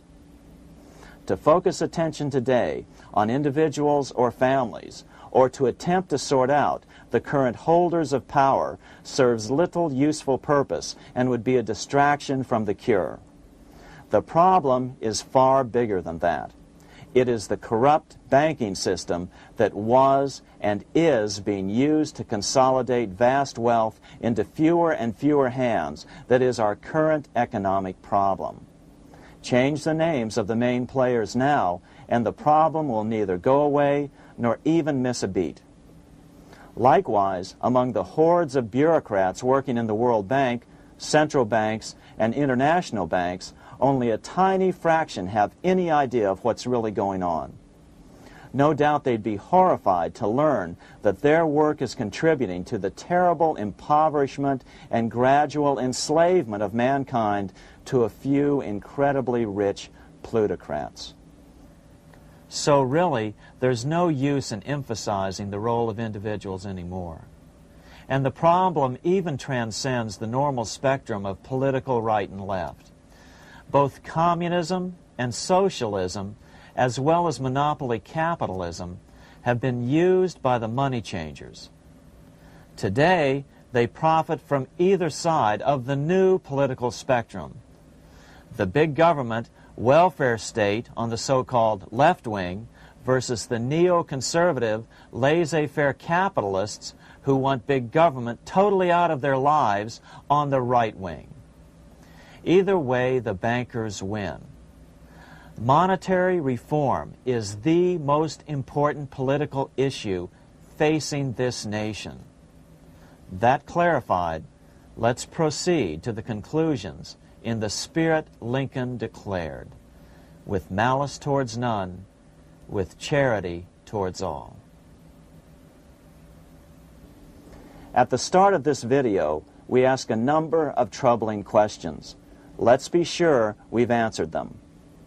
What's going on in America today? Why are we over our heads in debt? Why can't the politicians bring debt under control? Why are we over our heads in debt? Because we're laboring under a debt money system that is designed and controlled by private bankers. Now, some will argue that the Federal Reserve System is a quasi-governmental agency. But the President appoints only 2 of the 7 members of the Federal Reserve Board of Governors every 4 years. And he appoints them to 14-year terms, far longer than his own. The Senate does confirm those appointments, but the whole truth is that the President wouldn't dare appoint anyone to that board of whom Wall Street does not approve. Of course, this does not preclude the possibility that some honorable men may be appointed to the Board of Governors. But the fact is that the Fed is specifically designed to operate independently of our government, as are nearly all other central banks. Some argue that the Fed promotes monetary stability. We saw the current head of the Bank of England, Eddie George, claim that this was the most important role of a central bank. In fact, the Fed's record of stabilizing the economy shows it to be a miserable failure in this regard. Within the first 25 years of its existence, the Fed caused 3 major economic downturns, including the Great Depression, and for the last 30 years has shepherded the American economy into a period of unprecedented inflation. Again, this is not some wild conspiracy theory. It's a well-known fact among top economists. As Nobel Prize-winning economist Milton Friedman put it, the stock of money, prices, and output was decidedly more unstable after the establishment of the Federal Reserve System than before. The most dramatic period of instability in output was, of course, the period between the 2 wars, which includes the severe monetary contractions of 1920-21, 1929-33, and 1937-38. No other 20-year period in American history contains as many as 3 such severe contractions. This evidence persuades me that at least a third of the price rise during and just after World War I is attributable to the establishment of the Federal Reserve System, and that the severity of each of the major contractions, 1920-21, 1929-33, and 1937-38, is directly attributable to acts of commission and omission by the reserve authorities. Any system which gives so much power and so much discretion to a few men so that mistakes, excusable or not, can have such far-reaching effects is a bad system. It is a bad system to believers in freedom just because it gives a few men such power without any effective check by the body politic. This is the key political argument against an independent central bank. To paraphrase Clemenceau, money is much too serious a matter to be left to the central bankers. We must learn from our history before it is too late. Why can't politicians control the federal debt? Because all our money is created out of debt. Again, it's a debt money system. Our money is created initially by the purchase of U.S. bonds. The public buys bonds like savings bonds, the banks buy bonds, foreigners buy bonds, and when the Fed wants to create more money in the system, it buys bonds, but pays for them with a simple bookkeeping entry which it creates out of nothing. Then this new money, created by the Fed, is multiplied by a factor of 10 by the banks thanks to the fractional reserve principle. So although the banks don't create currency, they do create checkbook money or deposits by making new loans. They even invest some of this created money. In fact, over $1 trillion of this privately created money has been used to purchase U.S. bonds on the open market, which provides the banks with roughly $50 billion in interest, risk-free, each year, less the interest they pay to some depositors. In this way, through fractional reserve lending, banks create over 90% of the money and therefore cause over 90% of our inflation. What can we do about all this? Fortunately, there's a way to fix the problem fairly easily, speedily, and without any serious financial problems. We can get our country totally out of debt in 1 to 2 years by simply paying off these U.S. bonds with debt-free U.S. notes, just like Lincoln issued. Of course, that by itself would create tremendous inflation, since our currency is presently multiplied by the fractional reserve banking system. But here's the ingenious solution, advanced in part by Milton Friedman, to keep the money supply stable and avoid inflation and deflation while the debt is retired. As the Treasury buys up its bonds on the open market with U.S. notes, the reserve requirements of your hometown local bank will be proportionally raised, so the amount of money in circulation remains constant. As those holding bonds are paid off in U.S. notes, they will deposit this money, thus making available the currency then needed by the banks to increase their reserves. Once all the U.S. bonds are replaced with U.S. notes, banks will be at 100% reserve banking instead of the fractional reserve system currently in use. From this point on, the former Fed buildings will only be needed as a central clearinghouse for checks and as vaults for U.S. notes. The Federal Reserve Act will no longer be necessary and could be repealed. Monetary power can be transferred back to the Treasury Department. There would be no further creation or contraction of money by banks.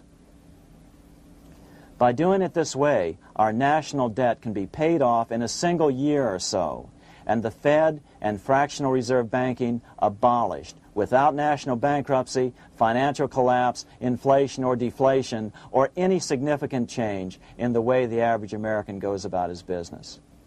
To the average person, the primary difference would be that for the first time since the Federal Reserve Act was passed in 1913, taxes would begin to go down. Now there's a real national blessing for you, rather than for Hamilton's banker friends. Now let's take a look at these proposals in more detail. Here are the main provisions of a Monetary Reform Act which needs to be passed by Congress. We've drafted a proposed Monetary Reform Act which follows at the end of this tape. Of course, variations with the same results would be equally welcome. 1. Pay off the debt with debt-free U.S. notes. As Thomas Edison put it, if the U.S. can issue a dollar bond, it can issue a dollar bill. They both rest purely on the faith and credit of the United States government. This amounts to a simple substitution of one type of government obligation for another. One bears interest, the other doesn't. Federal Reserve notes could be used for this as well, but could not be printed after the Fed's abolished as we propose, so we suggest using U.S. notes instead. 2. Abolish fractional reserve banking. As the debt is paid off, the reserve requirements of all banks and financial institutions would be raised proportionally at the same time to absorb the new U.S. notes, which would be deposited and become the bank's increased reserves. Towards the end of the first year of the transition period, the remaining liabilities of financial institutions would be assumed or acquired by the U.S. government in a one-time operation.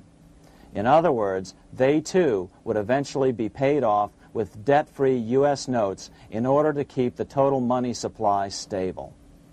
At the end of the first year or so, all of the national debt would be paid, and we could start enjoying the benefits of full reserve banking. The Fed would be obsolete, an anachronism. 3. Repeal the Federal Reserve Act of 1913 and the National Banking Act of 1864. These acts delegate the money power to a private banking monopoly. They must be repealed, and the money power handed back to the Department of Treasury, where they were initially under President Abraham Lincoln. No banker or person in any way affiliated with financial institutions should be allowed to regulate banking.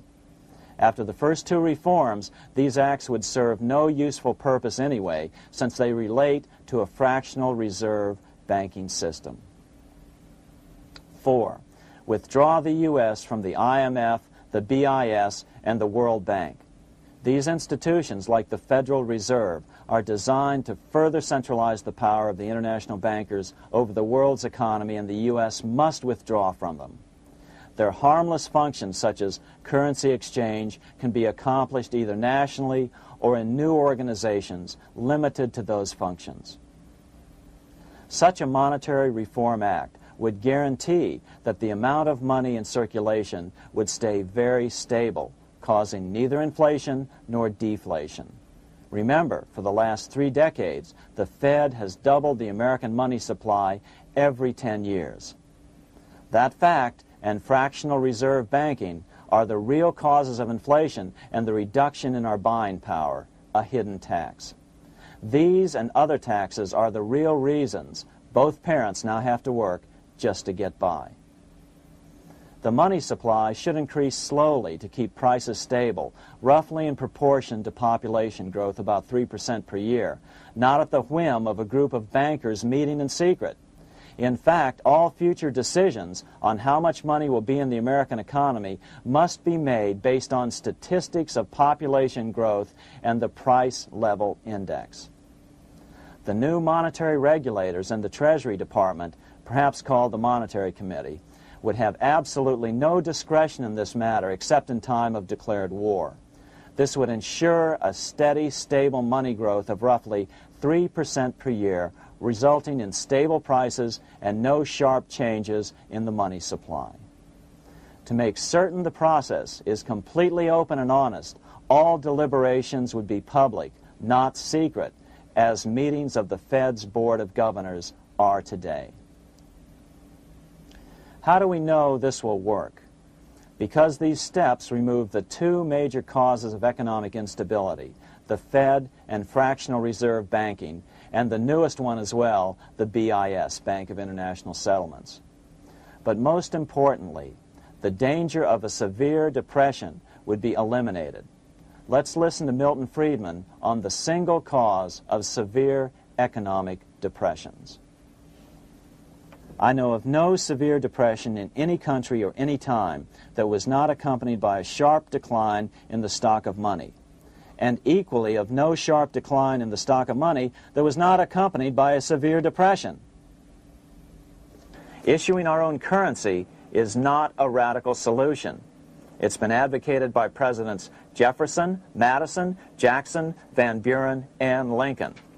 But it's been used at different times throughout Europe as well. Perhaps the best example is one of the small islands off the coast of France in the English Channel. Called Guernsey, It's been using debt-free money issues to pay for large building projects for nearly 200 years. Here we are on Guernsey, and this is the Guernsey flower and vegetable market. Guernsey is one of the most successful examples of just how well a debt-free money system can work. In 1815, a committee was appointed to investigate how best to finance this new market. The impoverished island could not afford more new taxes, so the state's fathers decided to try a revolutionary idea: issue their own paper money. They were just colorful paper notes, backed by nothing, but the people of this tiny island agreed to accept them and trade with them. To be sure they circulated widely, they were declared to be good for the payment of taxes. Of course, this idea was nothing new. It was exactly what America had done before the American Revolution, and there are many other examples throughout the world. But it was new to Guernsey, and it worked miracles.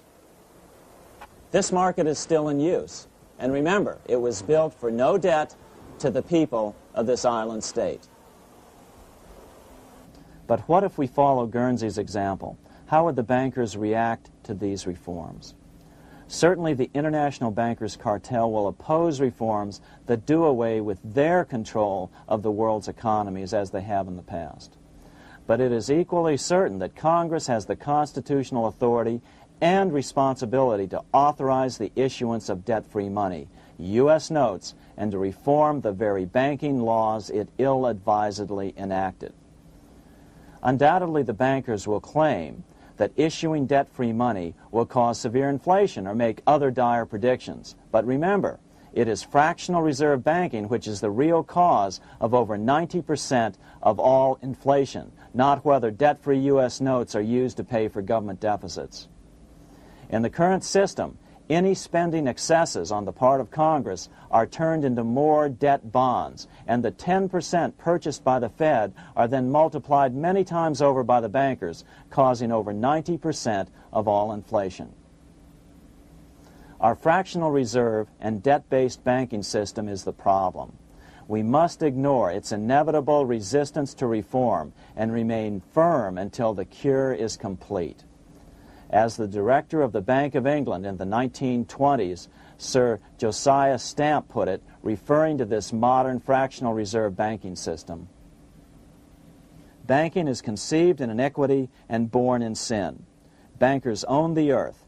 Take it away from them, but leave them the power to create money and control credit, and with the flick of a pen, they will create enough money to buy it back again.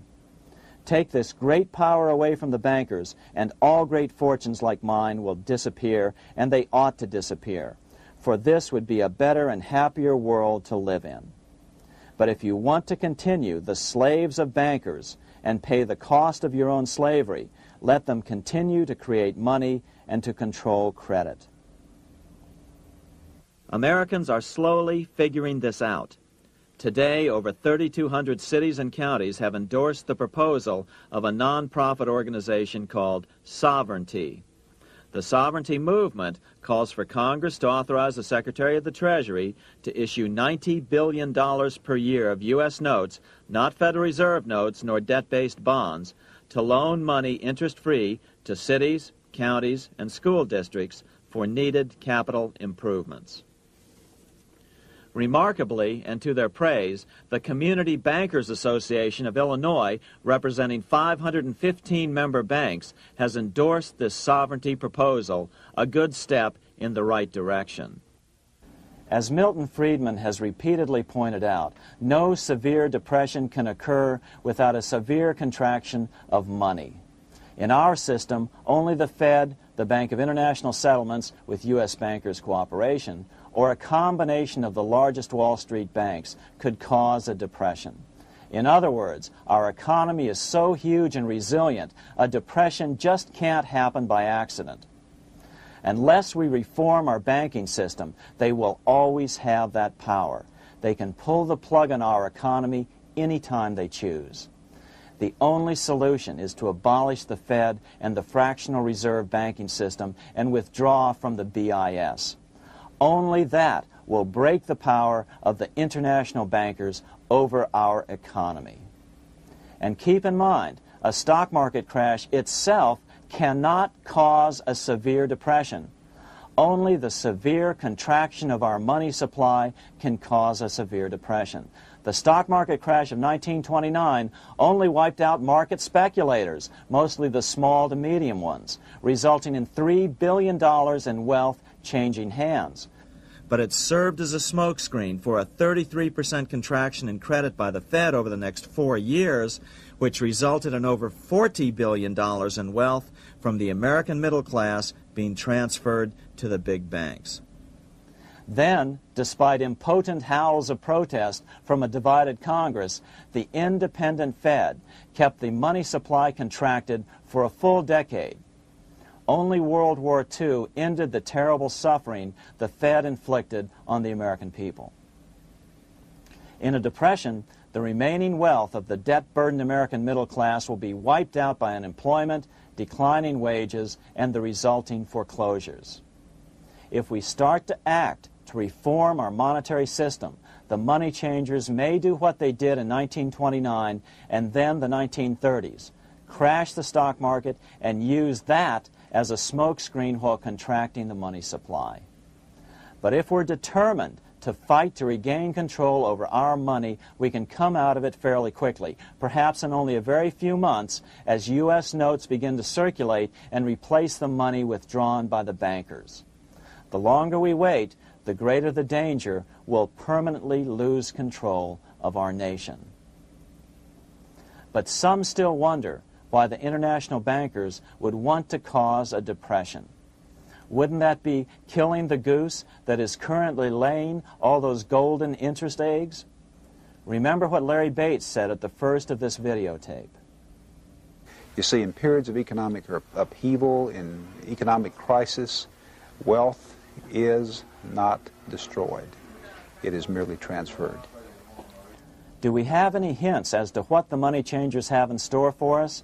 Here's what David Rockefeller, the chairman of Chase Manhattan Bank, the largest Wall Street bank, had to say. We are on the verge of a global transformation. All we need is the right major crisis and the nation will accept the New World Order. So, crisis is needed to fulfill their plans quickly. The only question is when the crisis will occur. Fortunately, we probably have a little time. It's unlikely that this crisis will occur before the 1996 elections, but after that, the danger begins rising. But whether or not they decide to cause a crash or a depression through relentless increases in taxes and the loss of hundreds of thousands of jobs being sent overseas thanks to trade agreements such as GATT and NAFTA, the American middle class is an endangered species. Cheaper labor, including slave labor in Red China, which Harry Wu has heroically documented, is being used to compete with American labor. In other words, money is being consolidated in fewer and fewer hands as never before in the history of this nation or the world. Without reform, the American middle class will soon be extinct, leaving only the very rich few and the very many poor, as has already occurred in most of the world. We've been warned of all this by congressmen, presidents, industrialists, and economists down through the years. Religious leaders, too, have seen the danger. About 1898, during the time of William Jennings Bryan, Pope Leo XIII put it this way. On the one side, there is the party which holds the power because it holds the wealth, which has in its grasp all labor and all trade, which manipulates for its own benefit and its own purposes all the sources of supply, and which is powerfully represented in the councils of state itself. On the other side, there is the needy and powerless multitude, sore and suffering. Rapacious usury, which, although more than once condemned by the Church, is nevertheless under a different form, but with the same guilt, still practiced by avaricious and grasping men, so that a small number of very rich men have been able to lay upon the masses of the poor a yoke little better than slavery itself. More recently, during America's Great Depression, Pope Pius XI spoke of the same problem. In our days, not alone is wealth accumulated, but immense power and despotic economic domination is concentrated in the hands of a few. This power becomes particularly irresistible when exercised by those who, because they hold and control money, are able also to govern credit and determine its allotment. For this reason, supplying, so to speak, the lifeblood to the entire economic body and grasping, as it were, in their hands the very soul of the economy, so that no one dare breathe against their will. Educate your friends. Our country needs a solid group who really understand how our money is manipulated and what the solutions really are. Because if a depression comes, there will be those who call themselves conservatives who will come forward advancing solutions framed by the international bankers. Beware of calls to return to a gold standard. Why? Simple, because never before has so much gold been so concentrated outside of American hands. And never before has so much gold been in the hands of international governmental bodies such as the World Bank and International Monetary Fund. A gold-backed currency usually brings despair to a nation, and to return to it would certainly be a false solution in our case. Remember, we had a gold-backed currency in 1929 and during the first 4 years of the Great Depression. Likewise, beware of any plans advanced for a regional or world currency. This is the international bankers' Trojan horse.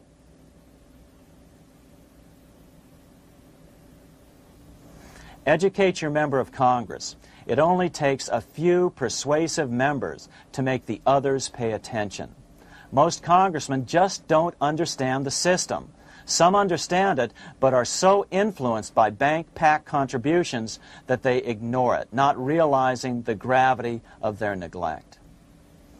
We hope we've made a valuable contribution to the national debate on monetary reform. It remains for each man to do his duty, consistent with his state in life. May God give us the light to help reform our nation and ourselves. We say ourselves because ultimately vast multitudes of men are going to be driven more and more to desperation by the accumulation of the world's wealth in fewer and fewer hands. Men will tend to become like their oppressors, selfish and greedy. Rather, let's keep in mind during this period of reform a warning not to lose sight of greater things, as Pope Pius XI put it. For what will it profit men that a more prudent distribution and use of riches make it possible for them to gain even the whole world, if thereby they suffer the loss of their own souls? What will it profit to teach them sound principles in economics, if they permit themselves to be so swept away by selfishness, by unbridled and sordid greed, that hearing the commandments of the Lord, they do all things contrary?